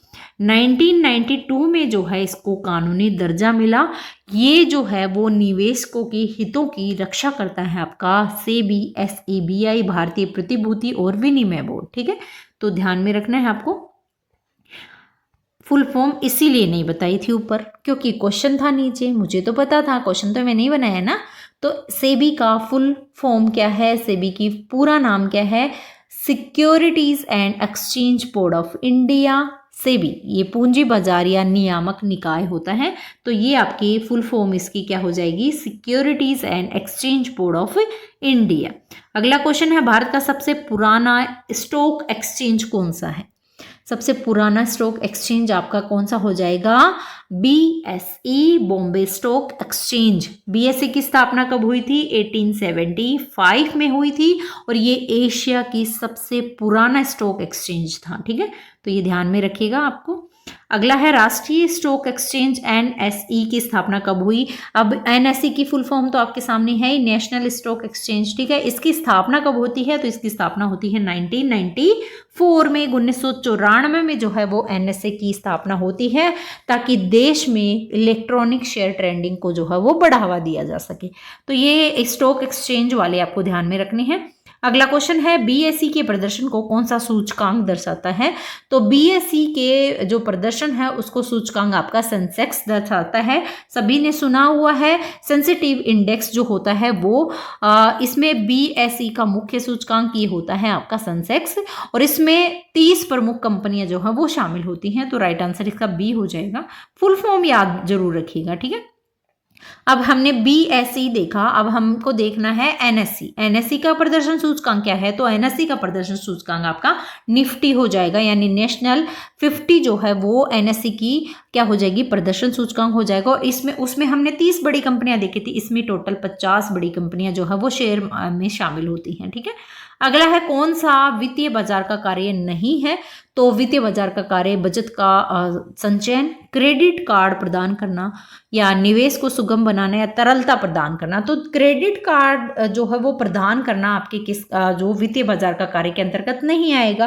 क्रेडिट कार्ड जो है वो बैंकिंग क्षेत्र से जुड़ी हुई चीजें होती है, बैंकिंग क्षेत्र में जो सुविधाएं प्रदान की जाती हैं वो है, वित्तीय बाजार से संबंधित नहीं है। तो बैंकिंग क्षेत्र अलग है, वित्तीय बाजार अलग है, दोनों में कंफ्यूज नहीं होना। तो ऑप्शन नंबर 20 का राइट आंसर हो जाएगा, ये वित्तीय बाजार का कार्य नहीं है, ठीक है। तो एक और टॉपिक कंप्लीट हो जाता है। अब नेक्स्ट टॉपिक है हमारा money and capital market, money market and capital market, ठीक है। तो स्टार्ट करते हैं। देखिए मैंने कोशिश की है पूरे की, इसके अलावा भी बहुत सारे टॉपिक जैसे आरबीआई आपके डायरेक्ट इसमें नहीं दे रखा, पर मैंने उसके क्वेश्चंस कि आरबीआई का कार्य क्या है, कब स्थापना हुई, कैसे क्या हुई, वो आगे क्वेश्चन है। यहाँ 200 से भी ज़्यादा क्वेश्चन मैंने लिए हैं। तो इकोनॉमिक्स का मैंने जितने भी महत्वपूर्ण प्रश्न बनते हैं, मैं पिछले वीडियो में भी आपको बता चुकी हूँ, क्या पता इकोनॉमिक्स से ज़्यादा क्वेश्चन आ जाएं, क्योंकि कई बार हिस्ट्री से ज़्यादा क्वेश्चन आ जाते हैं, कई बार आपके पॉलिटी से आ जाते हैं, कई बार इकोनॉमिक्स से आ जाते हैं। तो पता नहीं कहाँ से क्या क्वेश्चन बन जाए, पर हमको तो सिलेबस कंप्लीट कर लेना है, तो कहीं से भी आए। अब देखिए स्टार्ट करते हैं money market and capital market. मुद्रा बाजार और पूंजी बाजार में मुख्यतः क्या अंतर पाया जाता है? तो देखिए मुद्रा बाजार और पूंजी बाजार में उपकरणों का अंतर पाया जाता है, धन की अवधि का अंतर पाया जाता है, और ऋण का उद्देश्य। ये सारी चीजें जो हैं वो दोनों में अंतर पाया जाता है। यानी मुद्रा बाजार जो है वो अल्पकालिक अवधि के लिए होता है, ठीक है, जबकि पूंजी बाजार कैसा होगा? दीर्घकालीन निवेश होता है। और दोनों में उपकरण और उद्देश्य दोनों के क्या होते हैं? अलग अलग होते हैं। तो सारे जो है वो इसमें दोनों में डिफरेंस पाया जाएगा। अगला क्वेश्चन है मुद्रा बाजार संबंधित होता है, किससे संबंधित हो जाएगा? मुद्रा बाजार दीर्घकालीन निधियों से, अल्पकालीन निधियों से, या फिर अचल संपत्ति से, या सोने के व्यापार से। देखिए मुद्रा बाजार हमने देखा था 1 वर्ष से कम अवधि वाले जो ऋण या फिर निवेश या जो लेन देन होता है वो इसके अंतर्गत आएगा। तो आपके यही तो मुद्रा बाजार है, अल्पकालीन निधियों से संबंधित हो जाएगा। हम ये कर चुके हैं, सेम क्वेश्चन नहीं था, ऐसा ही कुछ था, लेकिन वो समझा नहीं तो इसका आंसर आप नहीं कर पाएंगे। पूंजी बाजार, क्योंकि सारे क्वेश्चन जो आपके सिलेबस में चैप्टर्स वो एक दूसरे से रिलेटेड है, तो एक को नहीं समझेंगे तो दूसरा नहीं समझ में आएगा। पूंजी बाजार संबंधित होता है, हमने ऊपर देखा था मुद्रा बाजार। अब पूंजी बाजार भी हम देख चुके हैं। पूंजी बाजार जो है वो आपकी दीर्घकालीन निधियों से संबंधित होता है। पूंजी बाजार में क्या देखा था? 1 वर्ष से अधिक अवधि के लिए जो भी निवेश होते हैं, शेयर, बॉन्ड, ये सब होते हैं, वो आते हैं इसके अंतर्गत। तो वो पूंजी बाजार के अंतर्गत दीर्घकालीन निधियों से संबंधित होगा। ट्रेजरी बिल किस बाजार का भाग है? ये क्वेश्चन बहुत महत्वपूर्ण है। तो ट्रेजरी बिल आपका मुद्रा बाजार का भाग हो जाएगा। ट्रेजरी बिल में अल्पकालीन सरकारी प्रतिभूतियां होती हैं, जिन्हें क्या करती है सरकार अब अल्पावधि के लिए जो है वो ऋण जुटाने के लिए जारी करती है। तो ये क्वेश्चन भी आपके PYQ का ही है, ठीक है। तो ये आपके मुद्रा बाजार से संबंधित हो जाएगा अल्पकालीन अवधि के लिए। शेयर और डिबेंचर का व्यापार कहाँ होता है? तो शेयर और डिबेंचर जो है वो आपके व्यापार इनका कहाँ हो जाएगा? पूंजी बाजार में। हमने देखा था ना, दीर्घकालीन अवधि के लिए होता है, दीर्घकालीन जो निवेश होते हैं वो इसके अंतर्गत आते हैं। तो पूंजी बाजार में जो ये खरीदे जाते हैं, बेचे जाते हैं, तो ये आपके पूंजी बाजार में आएंगे। कौन सा मुद्रा बाजार का उपकरण है? बॉन्ड, ट्रेजरी बिल, शेयर, या आपके डिबेंचर। तो हमने देखा था मुद्रा बाजार में आपके ट्रेजरी बिल आता है। ट्रेजरी बिल अल्प अवधि जो ऋण होता है वो होता है। तो ये मुद्रा, बाकी सारे आपके जो हैं ये किस में आएंगे? पूंजी बाजार के अंतर्गत आएंगे। अगला क्वेश्चन देख लेते हैं, फटाफट कर लेते हैं, क्योंकि क्वेश्चन बहुत ज्यादा है और समय बहुत कम है। निम्नलिखित में से कौन पूंजी बाजार का उपकरण है? तो पूंजी बाजार का उपकरण जो है आपका कौन सा हो जाएगा? वाणिज्यिक पत्र, जमा पत्र, शेयर। ये भी आया हुआ है क्वेश्चन। पूंजी बाजार का कौन सा हो जाएगा, शेयर हो जाएगा। हमने देखा था शेयर, डिबेंचर, बॉन्ड ये सारे दीर्घकालीन निवेश के अंतर्गत आते हैं और ये सारे पूंजी बाजार में आते हैं। अब तो समझ में आ गया होगा आपको पूंजी बाजार। मुद्रा बाजार में परिपक्वता अवधि होती है, तो मुद्रा बाजार की परिपक्वता अवधि जो है वो 1 वर्ष होती है ना। 1 वर्ष या उससे कम अवधि के जो भी लेन देन होते हैं वो आपके मुद्रा बाजार के परिपक्व अवधि के अंतर्गत आते हैं, और 1 वर्ष से अधिक वाले में आपकी कौन सी आ जाएगी, पूंजी बाजार आ जाएगा। तो इसका आंसर बताने की आवश्यकता है, 1 वर्ष से अधिक वाले इसके अंतर्गत आएंगे। आरबीआई मुख्यतः किस बाजार को नियंत्रित करता है, तो आरबीआई जो है वो मुद्रा बाजार को नियंत्रित करता है, क्योंकि ये मौद्रिक नीति और ब्याज दरों से संबंधित होता है। इस वजह से जो है आरबीआई आपके मुद्रा बाजार को क्या करेगी, नियंत्रित करेगी। सेबी किस बाजार को नियंत्रित करता है, तो सेबी की फुल फॉर्म देख चुके हैं। ये किस बाजार को नियंत्रित करेगा आपका, ये करेगा आपका पूंजी बाजार को, कैपिटल मार्केट को। सेबी की फुल फॉर्म एक बार फिर से बता देती हूँ, securities and exchange board of India. तो पूंजी बाजार के जो भी लेन देन और जो भी निवेशक होते हैं उनके हितों की रक्षा कौन करता है, सेबी करता है। क्वेश्चन ऊपर आ चुका है। कॉल मनी किस बाजार का हिस्सा माना जाता है, तो कॉल मनी जो है वो बहुत ही अल्पकालीन अवधि के लिए जो है वो होती है। तो ये अल्पकालीन मुद्रा बाजार अल्पकालीन अवधि हमने देखा था मुद्रा बाजार का हिस्सा है। तो जो कॉल मनी है वो मतलब आप 1 दिन से लेकर के 14 दिन की अवधि होती है इसमें। तो ये क्वेश्चन भी आए हुए हैं, 14 दिन के लिए जो भी ऋण लेते हैं ना, यानी बैंकों के बीच में जो किया जाता है वही कॉल मनी के अंतर्गत आता है। तो 1 दिन से 14 दिन की अवधि इसके अंतर्गत होती है और ये आपके मुद्रा बाजार के अंतर्गत आएगी। हमने देखा था ना, 1 वर्ष से कम अवधि वाले जो भी आपके आते हैं वो मुद्रा बाजार के अंतर्गत आते हैं। निम्नलिखित में से कौन अर्थव्यवस्था को तरलता प्रदान करता है, तो अर्थव्यवस्था को तरलता मुद्रा बाजार करेगा। मुद्रा बाजार जो है वो अल्पकालिक निधियों की उपलब्धता से अर्थव्यवस्था को तरलता प्रदान करता है। अगला है, कौन सा बाजार औद्योगिक विकास में सहायक है, और देखिए औद्योगिक विकास में जो सहायक है वो पूंजी बाजार होगा। क्यों, क्योंकि पूंजी बाजार जो है वो उद्योगों को दीर्घकालीन पूंजी प्रदान करता है, और दीर्घकालीन पूंजी प्रदान करेगा तो ये विकास को और ज़्यादा प्रोत्साहित करेगा, है ना।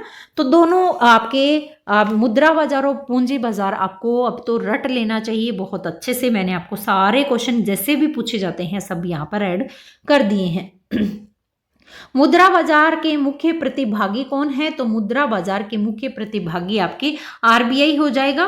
कमर्शियल बैंक और फाइनेंशियल इंस्टीट्यूशन जो भी हैं वो इसके अंतर्गत आपके मुद्रा बाजार के अंतर्गत आएंगी, यानी आरबीआई, वाणिज्य बैंक और वित्तीय संस्थाएं जो होती हैं वो इसमें आती हैं। हिंदी में बता दूं तो ठीक है। अब हमारा देखिए अगला टॉपिक जो है वो मॉनेटरी एग्रीगेट्स इन इंडिया। इसके अंतर्गत हमने जो M1, M2, M3, M4 देखा था ना वो इसमें आते हैं, ठीक है।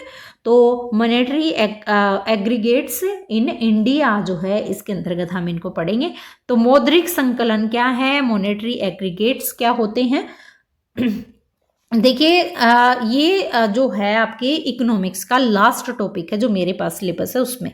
अब कौन सा और टॉपिक आपका बचता है वो आप बता देंगे, ठीक है। उसके अलावा मैंने और ऐड किए हैं, अभी क्वेश्चन आपके पूरे नहीं होते हैं। मैंने बोला ना 220 के लगभग शायद क्वेश्चन है, तो बहुत सारे क्वेश्चन हैं अभी तो बिना थोड़ा स्पीड पकड़ लेते हैं, वो जल्दी जल्दी कर लेते हैं। तो M1, M2, M3, 4 मैं आपको समझा चुकी हूँ। क्वेश्चन है मौद्रिक संकलन क्या होता है, मॉनेटरी एग्रीगेट्स जो है वो क्या होता है। तो मौद्रिक संकलन जो होता है वो आपके क्या हो जाएगा, मुद्रा आपूर्ति के विभिन्न माप हो जाएंगे। यही तो बताया था, M1, M4, M3 ये सब क्या है, मुद्रा के मापक है ना, जिससे अर्थव्यवस्था में मुद्रा मापी जाती है, यानी कितनी मुद्रा उपलब्ध है। तो वही आपकी मौद्रिक संकलन होता है और ये मौद्रिक संकलन के आधार होते हैं। भारत में मौद्रिक संकलन से संबंधित आंकड़े कौन जारी करता है, आरबीआई करता है, सभी को हमको पता है। मौद्रिक संकलन जिसमें M1, M2, M3 और M4 इनकी गणना का प्रकाशन आरबीआई ही करती है। अगला क्वेश्चन है, निम्नलिखित में से कौन M1 का प्रतिनिधित्व करता है। अब देखिए इस M1, M2, M3, M4 से तो क्वेश्चन बिल्कुल गलत मत करना प्लीज, मैं इतनी बार आपको करवा चुकी हूँ, बहुत अच्छे से समझा चुकी हूँ, ठीक है। तो M1 में जो है पूछा है किसका प्रतिनिधित्व कर चुके हैं, आपके किसका करेगा? Currency with public, demand deposit और अदर डिपॉजिट, ठीक है। और इसको बोलते क्या है? नैरो मनी कहते हैं, संकीर्ण मुद्रा कहते हैं। तो ए राइट आंसर इसका हो जाएगा। M1 को किस नाम से जानते हैं? संकीर्ण मुद्रा से। फटाफट कर लेते हैं, क्वेश्चन हम ये कर चुके हैं। M1 जो है वो इसमें केवल धनराशियां शामिल होती है, तुरंत इसको खर्च की जा सकती है, इसलिए इसको नैरो मनी कहा जाता है, संकीर्ण मुद्रा कहा जाता है। कौन से घटक M2 में शामिल होते हैं? अब यहाँ आ गए ना क्वेश्चन। तो M2 में M1 plus post office saving deposit जो है वो M2 में शामिल होता है। तो ये ऑप्शन नंबर ए में आपका दिया गया है और ये एक प्रकार की संकीर्ण मुद्रा होती है। M3 में क्या शामिल होता है? M3 का भी हम कर चुके हैं, बस आपको रिवाइज करना है। तो M3 में M1 प्लस टाइम डिपॉजिट जो होती है वो आपके इसमें शामिल होते हैं। तो M2 नहीं M1 पहला वाला, M1 time deposit with bank यानी M1 प्लस बैंकों में सावधि जमा जो है वो M3 के अंतर्गत शामिल होती है। और M3 को क्या बोला था? व्यापक मुद्रा या फिर broad money, BROAD, broad money इसको कहा था। बहुत ही महत्वपूर्ण है, ध्यान में रखिए। M3 को किस नाम से जाना जाता है? M3 को ब्रॉड मनी, व्यापक मुद्रा के नाम से जाना जाता है ना। तो बार बार हम ये क्वेश्चन आपके रिपीट हो रहे हैं, तो रिपीट नहीं हो रहे, सेम एज इट इज, बस आपको रिवाइज करवाए जा रहे हैं। तो इसमें सभी जमा जो है वो इसमें शामिल होती है, इस वजह से इसको व्यापक मुद्रा कहा जाता है। कौन सा मापक M4 को दर्शाता है? तो M4 में एक तो M3 आता है, उसी के साथ में old deposit with post office saving, तो ये इसके अंतर्गत आएगा। तो ये आपका राइट आंसर ए, ये आपके किस में दिया गया है? ऑप्शन नंबर ए में दिया गया है, ठीक है।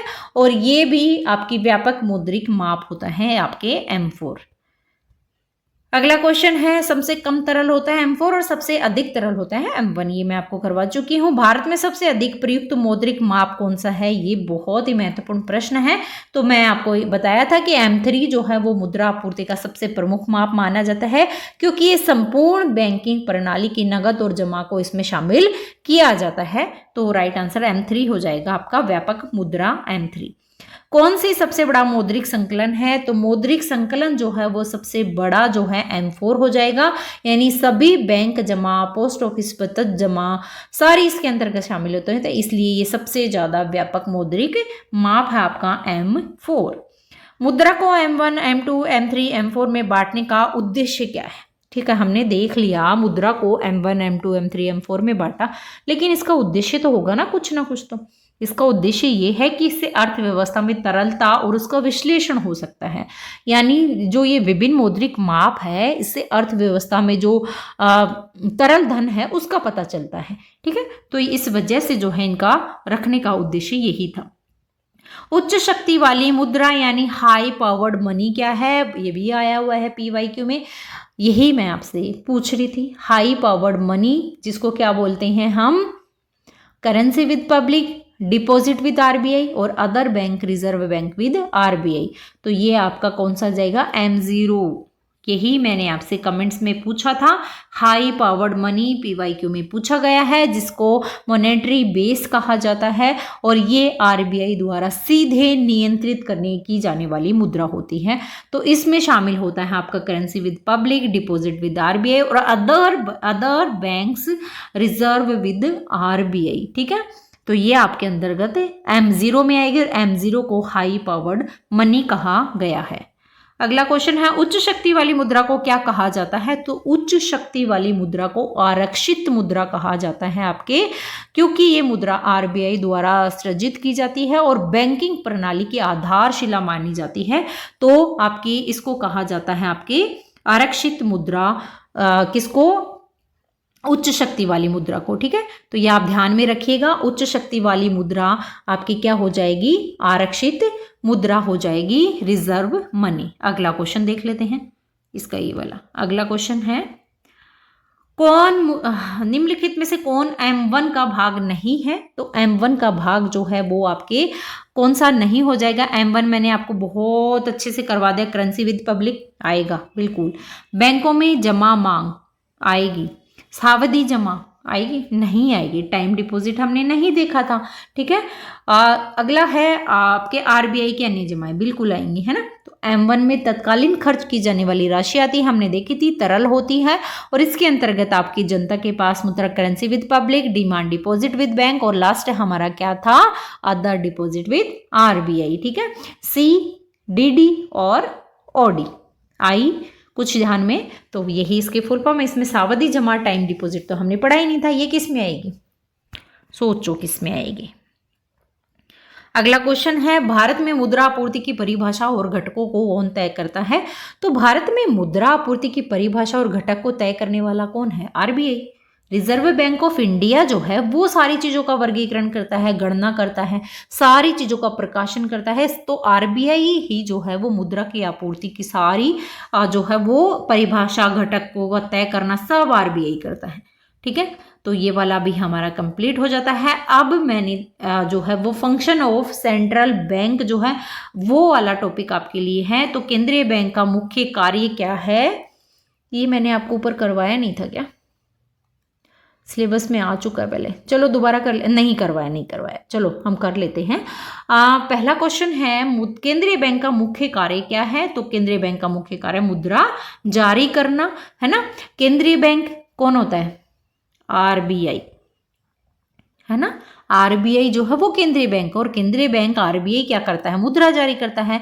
तो सिर्फ मुद्रा जारी करने का एकमात्र अधिकार वो किसको है, RBI के पास है। ठीक है, अगला क्वेश्चन है, कौन सा कार्य केवल केंद्रीय बैंक का होता है। हमने देखा केंद्रीय बैंक का कार्य केवल कौन करता है, मुद्रा जारी करता है केंद्रीय बैंक। RBI के पास ही सिर्फ ये अथॉरिटी होती है कि वो जो है वो आपकी क्या करेगी, मुद्रा जारी करेगी, और वाणिज्यिक बैंक जो है वो अन्य कार्य करते हैं। ठीक है, तो केंद्रीय बैंक यानी RBI मुद्रा जारी करता है। भारत में मुद्रा जारी करने का अधिकार किसके पास है। तो भारत में मुद्रा जारी करने का अधिकार जो है वो RBI के पास है। RBI जो है वो आपके एक्ट आया था ना 1939 में, है ना। उस एक्ट के अनुसार जो 1 रुपए का नोट होता है ना, 1 रुपए के नोट पे तो कौन करता है, वित्त मंत्रालय से जारी होता है, और वित्त सचिव उस पर हस्ताक्षर करता है। जो 1 रुपए से अधिक मूल्य की जो मुद्रा होती है ना, तो उनको जो है RBI जारी करता है, और उस पर RBI गवर्नर के हस्ताक्षर होते हैं, मैंने आपको करवाया था नहीं। अगला क्वेश्चन है, RBI का मुख्य उद्देश्य क्या है। RBI का मुख्य उद्देश्य है आपके मूल्य स्थिरता बनाए रखना, है ना। यानी जो आपके मूल्य स्थिरता है उसके साथ आर्थिक वृद्धि को भी ये बनाए रखता है, तो RBI का उद्देश्य होता है। अगला क्वेश्चन है, बैंकर टू द गवर्नमेंट कौन कहलाता है। तो बैंकर टू द गवर्नमेंट जो है वो आपके कौन कहलाएगा, RBI कहलाएगा। RBI सरकार के खातों को संभालता है, और जो भी सरकारी ऋण है वो जारी करता है, सरकारी खर्चों का भुगतान भी RBI करता है। तो बैंकर टू द गवर्नमेंट कौन हो जाएगा, आपका RBI हो जाएगा। RBI किसके लिए, बैंकर का बैंक कहलाता है। तो RBI जो है वो वाणिज्यिक बैंक के लिए बैंकों का बैंक कहलाता है। यानी RBI जो है वो वाणिज्यिक बैंकों के जो नगद भंडार है ना उनको रखता है, और जब उनको आवश्यकता पड़ती है तो उन्हें ऋण दे देता है। तो इसीलिए इसको बैंकर्स बैंक कहा जाता है, बैंकों का बैंक कहा जाता है, और ये वाणिज्यिक बैंकों के लिए होता है। RBI कौन सा कार्य नहीं करता, हमने देखा RBI ये कार्य करता है। अब कौन सा नहीं करता, देखिए मुद्रा जारी करता है RBI देखा था, बैंकिंग नियमन करता है RBI देखा था, जनता से जमा स्वीकार ये तो हमने वाणिज्यिक बैंक में देखा था। वाणिज्यिक बैंक ये कार्य करते हैं, जो भी जमा जनता की जमा है वो स्वीकार वाणिज्यिक बैंक करते हैं। तो सी वाला गलत हो जाएगा। बाकी मौद्रिक नीति भी आपके RBI जारी करती है। नगद आरक्षित अनुपात CRR तय करने का अधिकार किसके पास होता है, बहुत ही महत्वपूर्ण प्रश्न है। कैश रिजर्व रेशो जिसको कहते हैं CRR, और CRR जारी करने का जो आपके क्या हो जाएगा अधिकार है वो भी किसके, RBI के पास हो जाएगा। RBI की मौद्रिक नीति के अंतर्गत CRR आती है आपके। CRR का देखा हमने, कैश रिजर्व रेशो, उसी के साथ में SLR आता है ना, रेपो रेट आता है। ठीक है, तो ये सारी चीजें तय करते हैं आपकी RBI, और ये सारी मुद्रा प्रवाह को नियंत्रित करते हैं। अगला क्वेश्चन है, जब RBI नगद आरक्षित अनुपात यानी CRR बढ़ाता है तो इससे क्या प्रभाव होता है, और ये PYQ का क्वेश्चन है। आप कमेंट करके पूछ रहे थे ना कि मैम ये PYQs हैं क्या, इनमें PYQs भी ऐड हैं, NCERT के क्वेश्चन भी ऐड है। तो सारी चीज़ों को एक साथ मिला के मैंने आपको ये वीडियो दे रही हूँ, जिसमें आप लास्ट टाइम पे भी पढ़ के इकोनॉमिक्स के क्वेश्चन एटलीस्ट सही कर सकते हैं। ठीक है, क्योंकि टाइम बहुत कम था, सिलेबस बहुत ज़्यादा था, तो मैंने ऐसे ही सिविक्स का एक वीडियो आपके लिए बना दिया और इकोनॉमिक्स के 2 वीडियो आपके लिए देखते हैं। आपके 200 से ज़्यादा हो जाते हैं, पॉसिबल हो पाएगा, शायद कर लेंगे आज। तो इकोनॉमिक्स के ये 2 वीडियो से आपका पूरा सिलेबस जो है इको का कंप्लीट हो जाता है। आरबीआई नकद आरक्षित अनुपात सीआरआर बढ़ाता है तो इससे क्या प्रभाव होगा? देखिए, सीआरआर अगर आरबीआई बढ़ाती है तो उससे मुद्रा की जो आपूर्ति है ना वो डिक्रीज हो जाएगी। मुद्रा आपूर्ति क्या हो जाएगी? घट जाएगी, मनी सप्लाई डिक्रीज हो जाएगी, है ना।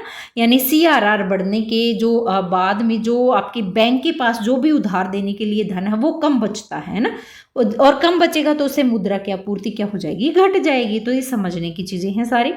ओपन मार्केट ऑपरेशन का संबंध किससे है? तो ये क्वेश्चन मैं आपको शायद पिछले वीडियो में करवा चुकी हूँ। ओपन मार्केट ऑपरेशन दोबारा बता देती हूँ। सरकारी जो प्रतिभूतियां हैं उनकी खरीद बिक्री जो होती है वो ओपन मार्केट के अंतर्गत आती है। ठीक है, यानी कि मुद्रा के बाजार में जो भी मुद्रा की उपलब्धता है उसको ये नियंत्रित करता है आपका operation, open market operation. RBI कब स्थापित किया गया था? बहुत इजी सा क्वेश्चन है, 1935 में 1 अप्रैल। मैंने कमेंट में पूछा था तो आप कमेंट कर चुके होंगे अब तक, तो इसलिए मैं दोबारा बता देती हूँ। 1 अप्रैल 1935 को आरबीआई की स्थापना होती है। और फिर कौन से एक्ट के तहत हुई थी? तो ये एक्ट था 1934, आरबीआई एक्ट 1934 के तहत आरबीआई की स्थापना जो है वो 1 अप्रैल 1935 को हुई थी। तो राइट आंसर सी हो जाएगा। एक्ट पूछे तो 1934 बताना है, कंफ्यूज नहीं होना है इसमें। भारत में मौद्रिक नीति तैयार करने की जिम्मेदारी किसकी है? तो भारत में मौद्रिक नीति आरबीआई तय करती है। इसके निर्णय जो है वो आपको एमसी द्वारा लिए जाते हैं। जो भी मॉनेटरी पॉलिसी कमेटी होती है ना वो इसके निर्णय लेती है मौद्रिक नीति बनाने के, लेकिन जिम्मेदारी किसकी होती है? आरबीआई की।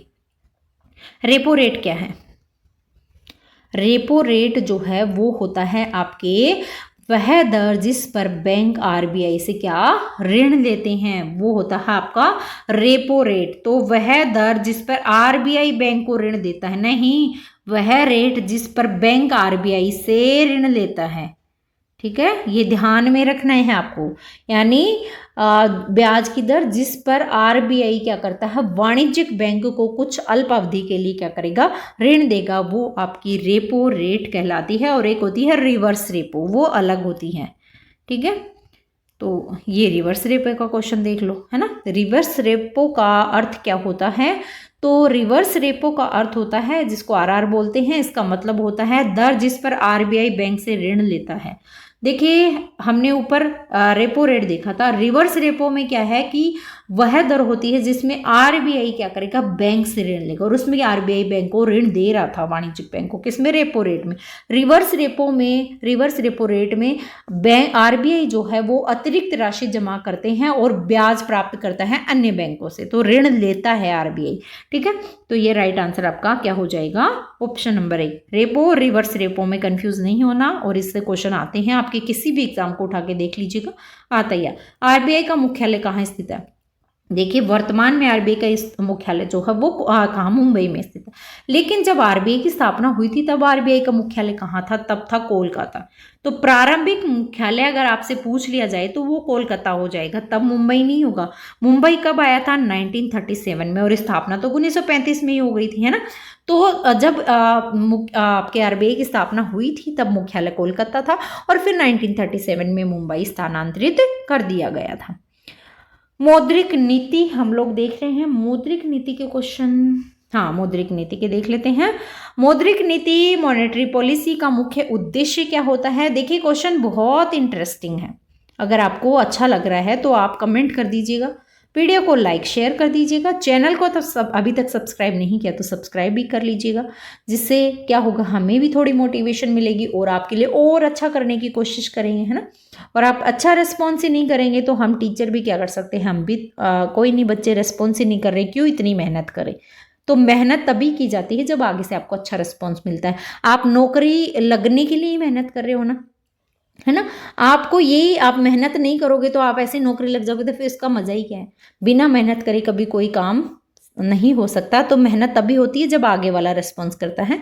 तो आप अच्छे अच्छे कमेंट करते हैं, उसी से हमें भी मोटिवेशन मिलती है और मैं और अच्छा करने की ट्राई करती हूँ। टाइम ना होने के बावजूद भी मैं आपके लिए पूरी कोशिश करती हूँ कि बच्चे इतने अच्छे अच्छे कमेंट कर रहे हैं। मेरे भरोसे मैम, आपके भरोसे है। इकोनॉमिक्स आपने अभी करवाई नहीं, आप करवा दो, मैंने आपसे प्रॉमिस किया था मैं करवाऊंगी और मैं करवा रही हूँ। तो मोटिवेशन ज़रूरी है। तो आप प्लीज़ वीडियो को लाइक शेयर ज़रूर कर दीजिएगा, चैनल को सब्सक्राइब कर लीजिएगा। अगला है मौद्रिक नीति का मुख्य उद्देश्य क्या है। मौद्रिक नीति का मुख्य उद्देश्य है मुद्रा की आपूर्ति को नियंत्रित करना, यानी जो अर्थव्यवस्था में है मुद्रा की मात्रा है उसको नियंत्रित करती है और जो मूल्य की स्थिरता है उसको बनाए रखती है मौद्रिक आपूर्ति। तो बी राइट आंसर इसका हो जाएगा। मौद्रिक नीति किसके द्वारा बनाई जाती है। तो मौद्रिक नीति जो है वो संसद के द्वारा बनाई जाती है, वित्त मंत्रालय के द्वारा, आरबीआई के द्वारा, बिल्कुल आरबीआई के द्वारा जो है वो मौद्रिक नीति तय की जाती है, तैयार की जाती है, ताकि मुद्रास्फीति और जो आर्थिक विकास है उसके बीच में क्या रहे, संतुलन बना रहे। तो ध्यान में रखिएगा, ये आपके आरबीआई बनाती है मौद्रिक नीति। मौद्रिक नीति के दो प्रमुख प्रकार कौन से होते हैं। तो ये मौद्रिक नीति के प्रकार हमने नहीं पढ़े हैं। एक होता है विस्तारवादी और एक संकुचनवादी। ठीक है, विस्तारवादी वो होता है जिसमें कि जब मुद्रा की आपूर्ति क्या होती है, बढ़ाई जाती है। मुद्रा की आपूर्ति बढ़ाई जाती है वो तो आपकी क्या होती है, विस्तारवादी। और जब मुद्रा की आपूर्ति घटाई जाती है वो आपकी होती है संकुचनवादी। तो बी राइट आंसर हो जाएगा। ठीक है, तो ये ध्यान में रखिएगा आपको। अगला है मौद्रिक नीति का संचालन किस समिति की सिफारिश पर होता है। तो मौद्रिक नीति का संचालन जो है वो मौद्रिक नीति समिति की सिफारिश पर होता है। मॉनेटरी पॉलिसी कमेटी जो होती है, एमपीसी, ये है ना यहाँ पे बी में, ऑप्शन नंबर बी जो है वो राइट आंसर हो जाएगा। अच्छा, एमपीसी की स्थापना कब हुई थी। देखिए, इसकी स्थापना होती है 2016 में, है ना। 2016 में 6 सदस्य इसके अंतर्गत थे, जिसमें 3 तो आरबीआई से थे और 3 भारत सरकार के द्वारा नियुक्त थे। तो टोटल 6 सदस्यों की एक व्यवस्था थी एमपीसी और 2016 में इसकी स्थापना होती है। अब 6 सदस्य भी अलग अलग अगर पूछे तो 3 सदस्य तो आरबीआई से थे, ठीक है, और 3 थे आपके भारत सरकार द्वारा नियुक्त। ठीक है, तो ये ध्यान में रखिएगा। अगला है भारत में मौद्रिक नीति समिति एमपीसी कितनी बार बैठक करती है। एमपीसी हमने देखा 2016 में इसकी स्थापना होती है और ये वर्ष में कम से कम 4 बार बैठक करती है। 6 महीने, 3 महीने, हर वर्ष। क्या क्वेश्चन पूछा है, हर 3 महीने में। हाँ, 3 महीने में करेगी यार, 4 बैठक करेगी ना। ठीक है, तो हर 3 महीने में करती है। 4 बैठक इसकी टोटल होती है, जिसमें repo rate, reverse repo rate, ये सारी जो है वो तय की जाती हैं इन बैठकों में। तो 3 महीने में करेंगे, 4 बार हो गई ना, 3 4 बार करेंगे तो 4 बार बैठक होती है, हर 3 महीने में 1 बार होती है। तो मंथ पूछ लिए हैं यहाँ पे, तो मंथ आपको 3 महीने में होती है। अगर पूछे कितनी बैठकें होती हैं तो 4 होती हैं। विस्तारवादी मौद्रिक नीति का प्रभाव क्या होता है, हमने देखा था विस्तारवादी और संकोचनवादी थी। विस्तारवादी में क्या देखा था हमने, ब्याज की दर है वो क्या करती होती है, घटती हैं। आरबीआई ब्याज की दरों को घटा देती है और जो ऋण होता है वो सस्ता हो जाता है, जिससे क्या होगा, निवेश बढ़ेगा। ठीक है, तो विस्तारवादी के अंतर्गत ब्याज की दरें क्या हो जाएंगी, घट जाएंगी। संकुचनवादी मौद्रिक नीति का उपयोग कब किया जाता है। संकुचनवादी जो मौद्रिक नीति है उसका यूज किया जाता है मुद्रास्फीति के समय पर, जब अर्थव्यवस्था में बहुत अत्यधिक मुद्रा का जो प्रवाह होता है वो होता है, तब आरबीआई संकुचनवादी जो नीति है वो अपनाती है और संकुचनवादी नीति अपनाकर मुद्रा आपूर्ति क्या कर देती है, घटा देती है। तो राइट आंसर आपके क्या हो जाएगा, इसमें हमसे पूछा है मौद्रिक नीति कब की जाती है, मुद्रास्फीति के समय की जाती है। अगला है मौद्रिक नीति का एकमात्र उपकरण कौन सा है जो प्रत्यक्ष नियंत्रण का उदाहरण है। तो वो आपके कौन सा हो जाएगा, सीआरआर हो जाएगा, कैश रिवर्स रेशियो। सीआरआर को बदलकर आरबीआई जो है वो सीधे बैंकों के ऋण देने की क्षमता को प्रभावित करती है, इसलिए ये क्या होगा, आपके प्रत्यक्ष उपकरण होता है सीआरआर। सीआरआर मतलब कैश रिवर्स रेशियो। अगला क्वेश्चन है ओपन मार्केट ऑपरेशन, हम देख चुके हैं। उद्देश्य क्या है इसका, इसका उद्देश्य है मुद्रा आपूर्ति को नियंत्रित करना। हमने देखा था ना कि ओएमओ के तहत जो आरबीआई है वो जितनी भी सरकारी प्रतिभूतियां हैं उनकी खरीद बिक्री करता है और बाजार में मुद्रा की उपलब्धता है वो नियंत्रित करता है ओएमओ के थ्रू। तो आप राइट आंसर इसका क्या हो जाएगा, मुद्रा आपूर्ति को क्या करेगा, नियंत्रित करेगा। ओएमओ का उद्देश्य यही होगा। बैंक दर नीति का प्रयोग किसके लिए होता है। तो सॉरी बैंक दर नीति का प्रयोग जो है वो आपके बैंक रेट पॉलिसी जो होती है बैंकों को उधार लागत को प्रभावित करने के लिए होता है। जब आरबीआई बैंक की दर को बढ़ाता है तो बैंक के लिए जो ऋण होता है ना वो क्या हो जाएगा, महंगा हो जाएगा, और महंगा होगा तो इससे मुद्रा की आपूर्ति क्या हो जाएगी, घट जाएगी। तो बैंकों की उधार लागत को प्रभावित करने के लिए जो है वो बैंक दर नीति प्रयोग की जाती है। अगला क्वेश्चन है आपका, आपने ये देखा है quantitative tools of monetary policy में कौन शामिल नहीं है। तो इसके अंतर्गत जो है आपके कौन शामिल नहीं हो जाएगा, सीआरआर हमने देखा था, एसएलआर भी देखा था, रेपो रेट भी देखी थी, लेकिन मोरल शोषण जो है ये हमने नहीं देखा था। ऑप्शन नंबर 4 जो है वो राइट आंसर हो जाएगा। ये जो है वो क्वालिटी उपकरण के उसके अंतर्गत आएगा, तो आपकी ये क्वांटिटिव के अंतर्गत नहीं आएगा, क्वालिटिव के अंतर्गत आएगा ना। तो इसमें आरबीआई जो है ये बैंकों को निर्देश देता है, ये सारी चीजें आती हैं, तो ये आपके क्वांटिटिव के अंतर्गत आता है, और आपके जो मोरल ये चेंज है ये आपके क्वालिटिव के अंतर्गत आता है। तो दोनों में कंफ्यूज नहीं होना है, हिंदी में भी याद रखना, इंग्लिश में भी। मोरल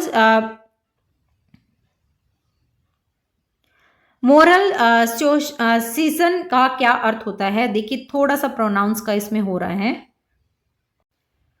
तो देखिए ये इसको बोलेंगे मोरल सुएशन, ठीक है।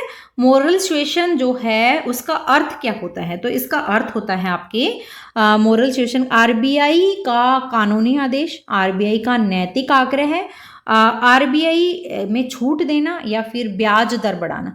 तो इसमें मोरल शोषण के अंतर्गत आता है आरबीआई का नैतिक आग्रह, ठीक है।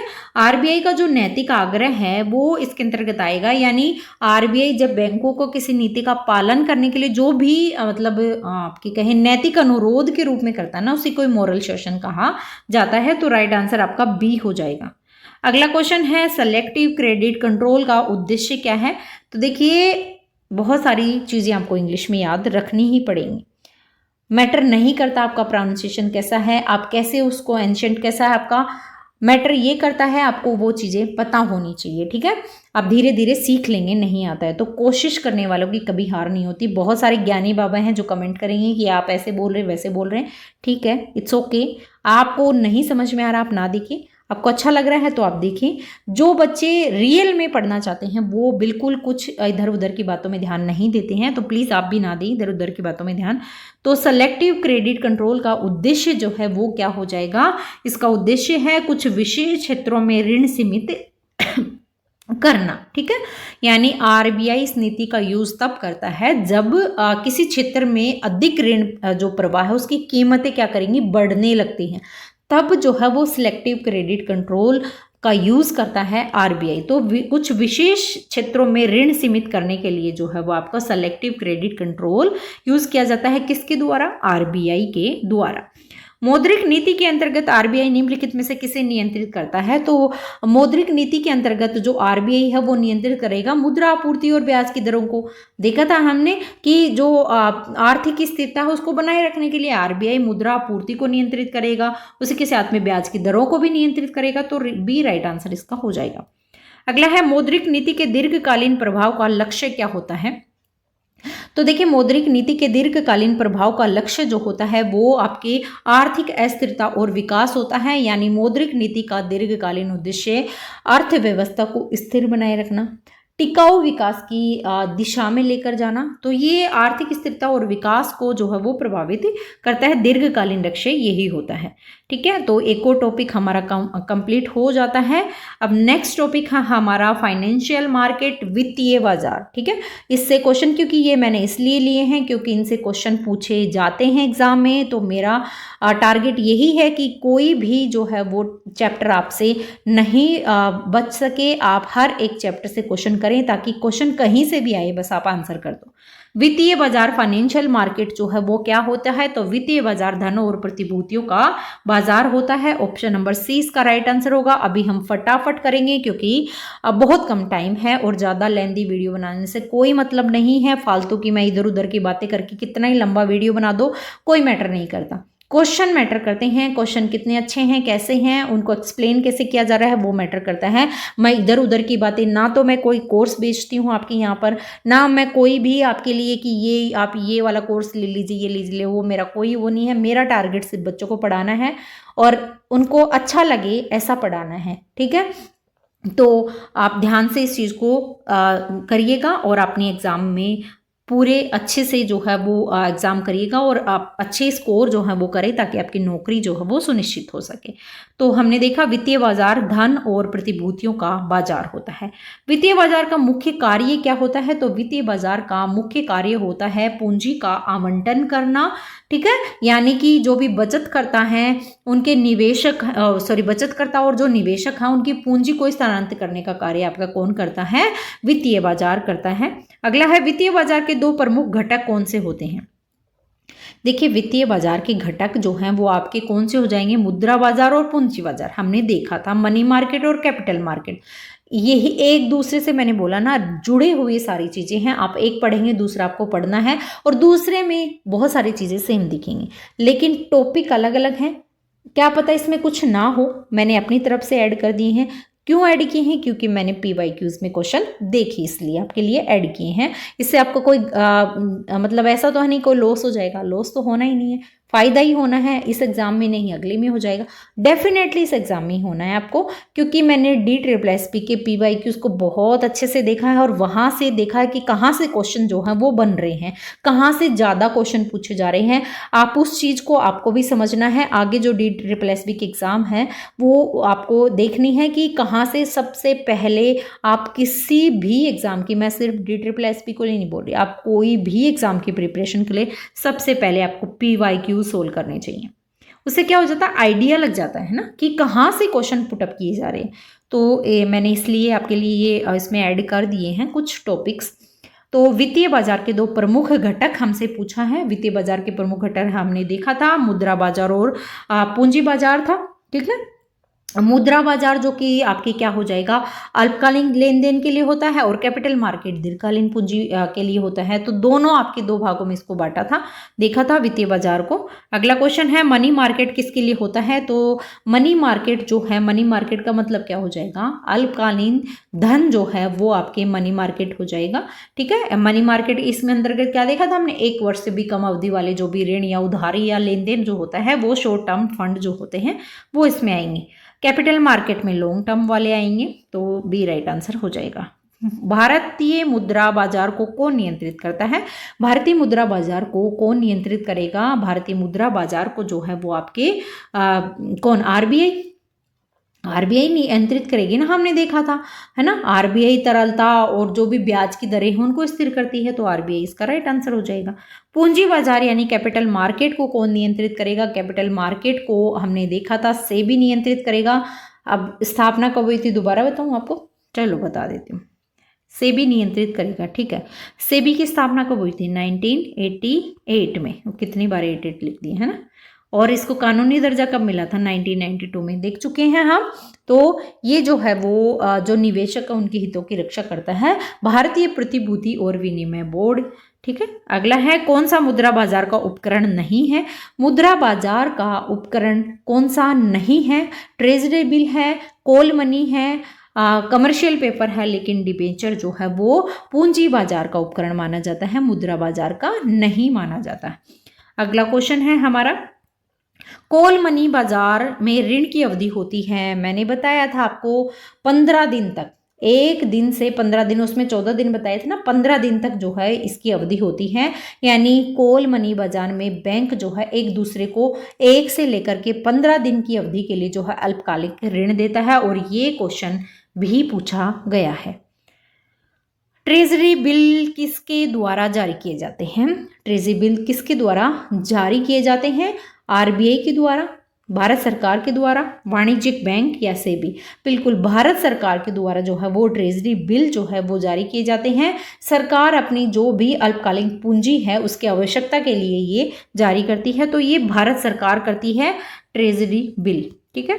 कैपिटल मार्केट में कौन से दो भाग होते हैं? कैपिटल मार्केट के कौन से दो भाग मुख्य होते हैं? तो प्राथमिक और द्वितीयक, हमने प्राइमरी और सेकेंडरी देखे थे ना। प्राइमरी में जो नई प्रतिभूतियां होती हैं वो जारी होती हैं, और सेकेंडरी में क्या होती है, जो प्रतिभूतियां पहले से जारी हुई थी उनकी खरीद और बिक्री होती है। तो प्राथमिक और द्वितीयक दो प्रकार के भागों में इसको कैपिटल मार्केट को डिवाइड किया गया है।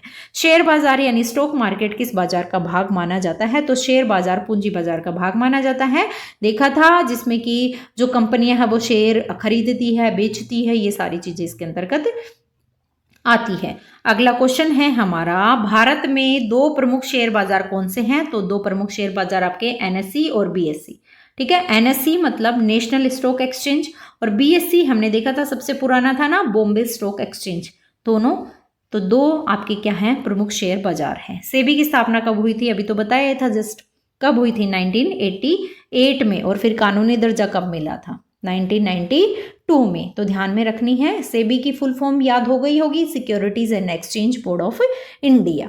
अगला क्वेश्चन देख लेते हैं हम, वित्तीय बाजार का मुख्य उद्देश्य क्या है? तो वित्तीय बाजार का मुख्य उद्देश्य जो है वो बचत को निवेश में बदलना, यानी जो भी बचत करता है, निवेशक है, उनके बीच में एक तरीके से देखें ना, सेतु का कार्य करता है, जिससे पूंजी का क्या होता है, निर्माण बढ़ता है। तो बचत को निवेश में बदलना जो है वो वित्तीय बाजार का मुख्य लक्ष्य होता है। तो अभी हमारा नेक्स्ट चैप्टर है जो वो स्टार्ट होता है development and planning in India. इसके लिए भी बहुत सारे बच्चों के कमेंट आ रहे थे, मैम भारत में जो इम्पोर्टेंट परियोजनाएं हैं वो आप करवा दीजिएगा। तो देखिए, विकास और योजनाएं हम कुछ क्वेश्चन आज करते हैं, कुछ बाकी जो करंट की योजनाएं चल रही हैं वो हम नेक्स्ट वीडियो में करेंगे। तो नेक्स्ट क्वेश्चन है, भारत की पहली पंचवर्षीय योजना का मुख्य उद्देश्य क्या था? देखिए, पहली पंचवर्षीय योजना कब आई थी? 1951 में आई थी। 1951 से 56 तक जो है वो पहली पंचवर्षीय योजना का टाइम पीरियड था, और इसका उद्देश्य जो है वो कृषि क्षेत्र में विकास करना, सिंचाई की सुविधाएं उपलब्ध करवाना और खाद्य उत्पादन को बढ़ाना था। तो पहली पंचवर्षीय योजना का उद्देश्य कृषि का विकास करना था। अगला क्वेश्चन है, भारत की पहली पंचवर्षीय योजना किस वर्ष शुरू हुई थी? तो अभी हमने देखा था 1951 में जो है वो पहली पंचवर्षीय योजना स्टार्ट होती है, और 1956 तक जो है ये चलती है, 5 वर्ष की होती है, तो इसे पंचवर्षीय योजना कहते हैं। 3 option number C right answer हो जाएगा। दूसरी पंचवर्षीय योजना का मुख्य उद्देश्य क्या था? देखिए, पहली हमने देखा 1951 से 56 थी, और दूसरी जो है वो 56 से लेकर के 61 तक चलती है, जिसका मुख्य उद्देश्य जो था वो भारी उद्योगों का विकास करना था। पहली पंचवर्षीय योजना का उद्देश्य कृषि में सुधार करना, कृषि उत्पादन बढ़ाना। दूसरी पंचवर्षीय योजना का उद्देश्य था उद्योगों का विकास करना, और ये जो इसका मॉडल था, ये महानलोबिस जो मॉडल था उस पर आधारित थी ये पंचवर्षीय योजना। 1956 से लेकर के 1961 तक ये चलती है, जिसमें भारी उद्योगों को सार्वजनिक क्षेत्र में जो उद्योगों और सार्वजनिक क्षेत्र के विकास पर वह है ज्यादा बल दिया गया था। तो राइट आंसर आपका ए हो जाएगा। पंचवर्षीय योजनाओं की शुरुआत किस संस्था ने की थी? देखिए, पंचवर्षीय योजनाओं की शुरुआत जो है वो की थी आपके योजना आयोग ने। ठीक है, जो प्लानिंग कमीशन था उसने पंचवर्षीय योजना की शुरुआत की थी। इसकी स्थापना कब होती है? 1950 में जो है योजना आयोग की स्थापना होती है, और योजना आयोग जो है वो पंचवर्षीय योजनाओं का निर्माण, उनका संचालन, ये सब देखता है। तो 1950 में योजना आयोग की स्थापना हुई थी, और योजना आयोग के द्वारा ही पंचवर्षीय योजना की शुरुआत मानी जाती है। अगला क्वेश्चन है, योजना आयोग को किस वर्ष समाप्त कर दिया गया था? ठीक है, हमने देखा योजना आयोग जो है वो पंचवर्षीय योजना को संभालता था, लेकिन अब योजना आयोग का ही नाम चेंज हो गया। सभी को पता है योजना आयोग का नाम अब क्या हो गया है? नीति आयोग, है ना। योजना आयोग का जो है 2014 में योजना आयोग तो समाप्त हो गई है, और उसकी जगह पर नीति आयोग की स्थापना की गई है। तो 2014 में योजना आयोग समाप्त हो गया है। नीति आयोग का गठन किस वर्ष किया गया? अभी हमने देखा 2015 में जो है 1 जनवरी 2015 को नीति आयोग का गठन किया गया, ताकि योजनाएं राज्य की भागीदारी के साथ जो है ये बनाई जा सके। तो नीति आयोग की स्थापना जो है 1 जनवरी 2015 को होती है। नीति आयोग के अध्यक्ष कौन होते हैं? तो नीति आयोग के अध्यक्ष प्रधानमंत्री होते हैं ना। प्रधानमंत्री जो है, प्राइम मिनिस्टर है, वो नीति आयोग के अध्यक्ष होते हैं, भारत के प्रधानमंत्री। अगला क्वेश्चन है, गरीबी हटाओ का नारा किस पंचवर्षीय योजना से जुड़ा हुआ है? तो गरीबी हटाओ जो है वो आपकी 5वीं पंचवर्षीय योजना से ये नारा जुड़ा हुआ है, जो कि 1974 से 79 तक जो है 5वीं पंचवर्षीय योजना चली थी और इसका नारा था गरीबी हटाओ। अगला क्वेश्चन है, भारत की 8वीं पंचवर्षीय योजना कब लागू हुई थी? तो भारत की 8वीं पंचवर्षीय योजना जो है वो, देखिए पंचवर्षीय आप कहाँ से कहाँ, 5वीं पूछ ली, अब 8वीं पूछ ली, तो 8वीं जो है वो 1992 से लेकर के 1997 तक जो है वो 8वीं पंचवर्षीय योजना स्टार्ट हुई थी, चली थी। और इसका उद्देश्य था मानव संसाधन विकास करना, रोजगार सृजन करना और उदारीकरण। ठीक है, तो ये सारी 8वीं पंचवर्षीय योजना की थी। 1992 से लेकर के 1997 तक 8वीं पंचवर्षीय योजना चली थी। अब आती है 12वीं पंचवर्षीय योजना। 12वीं पंचवर्षीय योजना की अवधि क्या थी? तो 12वीं पंचवर्षीय योजना थी 2012 से लेकर के 2017 में, और ये जो पंचवर्षीय योजना थी ये भारत की अंतिम योजना मानी जाती है। उसके बाद में नीति आयोग ने नई प्रणाली अपना ली थी। योजना जो आपकी नीति आयोग है उसने पंचवर्षीय योजना समाप्त कर दी। तो 2012 से 17 लास्ट पंचवर्षीय योजना थी, वो थी आपकी 12वीं पंचवर्षीय योजना। उसके बाद में कोई पंचवर्षीय योजना नहीं आई। 12वीं पंचवर्षीय योजना का मुख्य लक्ष्य क्या था? तो इसका लक्ष्य था समावेशी और सतत विकास करना। Option number A right answer हो जाएगा। इसमें सभी वर्गों के विकास के लिए उनके पर्यावरण संतुलन पर बहुत ज्यादा बल दिया गया था। तो 12वीं पंचवर्षीय योजना में आपके जो है वो सतत और समावेशी विकास पर बल दिया गया था। पंचवर्षीय योजनाओं की अस्थायी अवधि कब रही?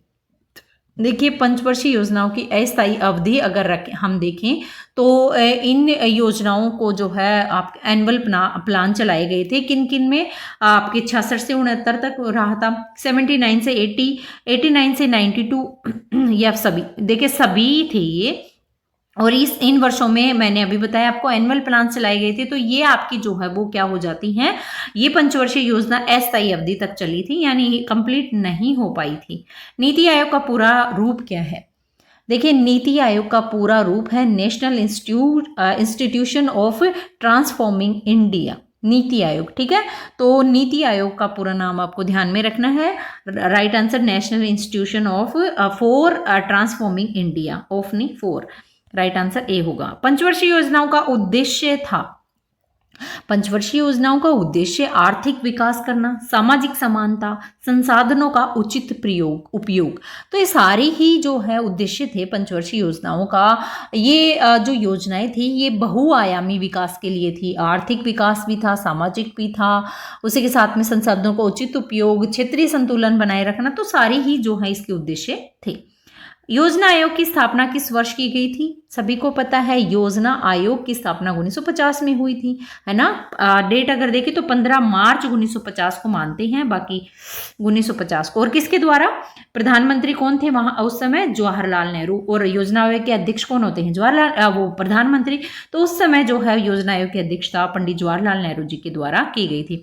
और ये वाला चैप्टर वेरी वेरी इंपॉर्टेंट है हर एक एग्जाम के लिए। ठीक है, एलपीजी सभी ने सुना है ना। तो इकोनॉमिक जो भी पॉलिसीज हैं इंडिया की वो आज हम देखेंगे। एलपीजी रिफॉर्म्स यानी कि लिबरलाइजेशन, प्राइवेटाइजेशन और ग्लोबलाइजेशन। ठीक है, इनके क्वेश्चन कर लेते हैं। डायरेक्ट ना आपके उसमें सिलेबस में ना होकर भी क्वेश्चन इनसे बनते हैं।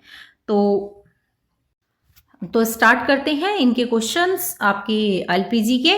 भारत में नई आर्थिक नीति, न्यू इकोनॉमिक पॉलिसी जो है वो कब लागू की गई थी? देखिए, भारत में जो है नई आर्थिक नीति यानी एनईपी जिसको बोलते हैं ना, एनईपी जो है वो लागू की गई थी 1991 में, 1991 में, जब भारत जो है उस समय बहुत ज़्यादा आर्थिक संकट से गुजर रहा था। उस समय न्यू इकोनॉमिक पॉलिसी आई थी 1991 में। तो ये ध्यान रखिएगा। अगला है नई आर्थिक नीति 1991 के 3 प्रमुख घटक कौन कौन से थे? हमें पता है 1991 में नई आर्थिक पॉलिसी आई थी ठीक है, न्यू इकोनॉमिक पॉलिसी आई थी। अब न्यू इकोनॉमिक पॉलिसी के घटक कौन कौन से थे? इसके घटक थे उदारीकरण, निजीकरण और वैश्वीकरण, लिबरलाइजेशन, प्राइवेटाइजेशन और ग्लोबलाइजेशन, जिसको LPG कहा जाता है। ये इसके 3 घटक थे। इस नीति से जो है ये तीनों घटक सामने आते हैं जो कि भारतीय अर्थव्यवस्था को विश्व बाजार से जोड़ने की दिशा में ये लाए गए थे। तो ये तीनों आपको ध्यान में रखना है, इंग्लिश में भी याद रखना है, हिंदी में भी। 1991 में नई आर्थिक नीति किस प्रधानमंत्री के कार्यकाल में लागू हुई थी? देखिए 1991 में हमने देखा नई आर्थिक नीति आई थी, ठीक है, उसमें हमने उदारीकरण, निजीकरण और वैश्वीकरण लाया था। लेकिन जब ये आई थी तो उस समय भारत के प्रधानमंत्री कौन थे? तो उस समय भारत के प्रधानमंत्री थे PV नरसिम्हा राव, जो है वो भारत के प्रधानमंत्री थे। नरसिम्हा राव की सरकार के द्वारा ही ये जो नीति लागू की गई थी। अगला है नई आर्थिक नीति के मुख्य वास्तुकार या मुख्य रूपरेखा निर्माता कौन थे? देखिए ये जो आर्थिक नीति आई थी इसके निर्माता आपके डॉक्टर मनमोहन सिंह थे। मनमोहन सिंह जी जो है वो उस समय क्या थे? वित्त मंत्री थे।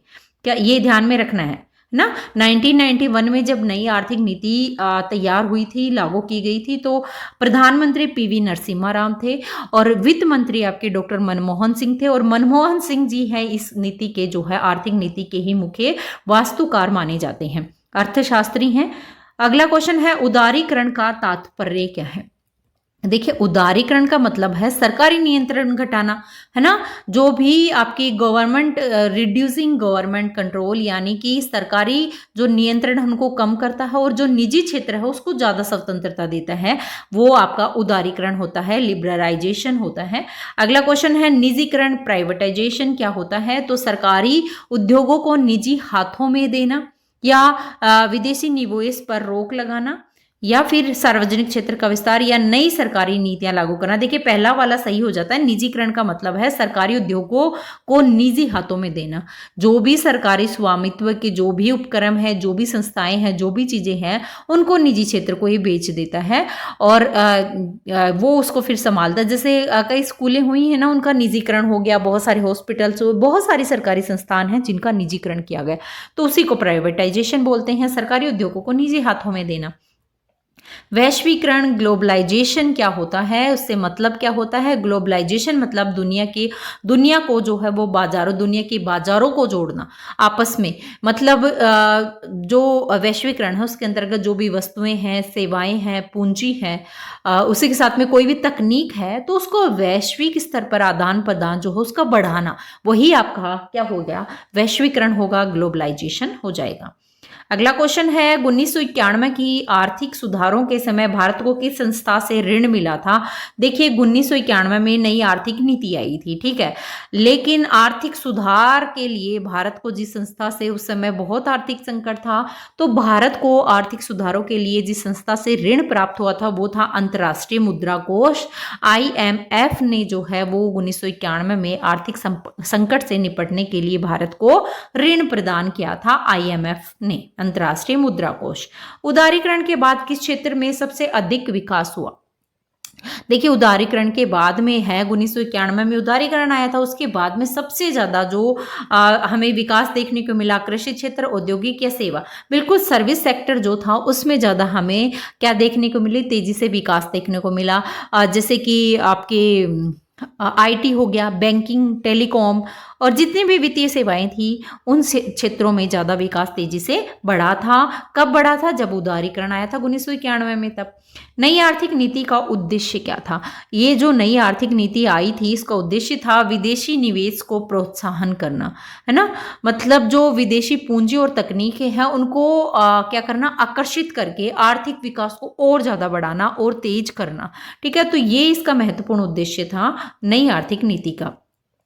विश्व व्यापार संगठन WTO की स्थापना कब हुई थी? देखो WTO की फुल फॉर्म भी आपको ध्यान में रखनी चाहिए। WTO की जो वर्ल्ड ट्रेड ऑर्गेनाइजेशन है उसकी स्थापना होती है 1995 में। 1995 में जो है WTO की स्थापना होती है, 1 जनवरी 1995 मानते हैं, है ना। तो ये जो है आपकी WTO विश्व व्यापार संगठन की स्थापना हुई। भारत का WTO का सदस्य कब बना? भारत जो है वो WTO की स्थापना 1995 में हुई थी। तो भारत भी जब इसकी स्थापना हुई थी तब इसका सदस्य था, इसका हिस्सा था। तो 1995 में भारत जो है इसका सदस्य बन गया था। अगला है मेक इन इंडिया अभियान का उद्देश्य क्या है।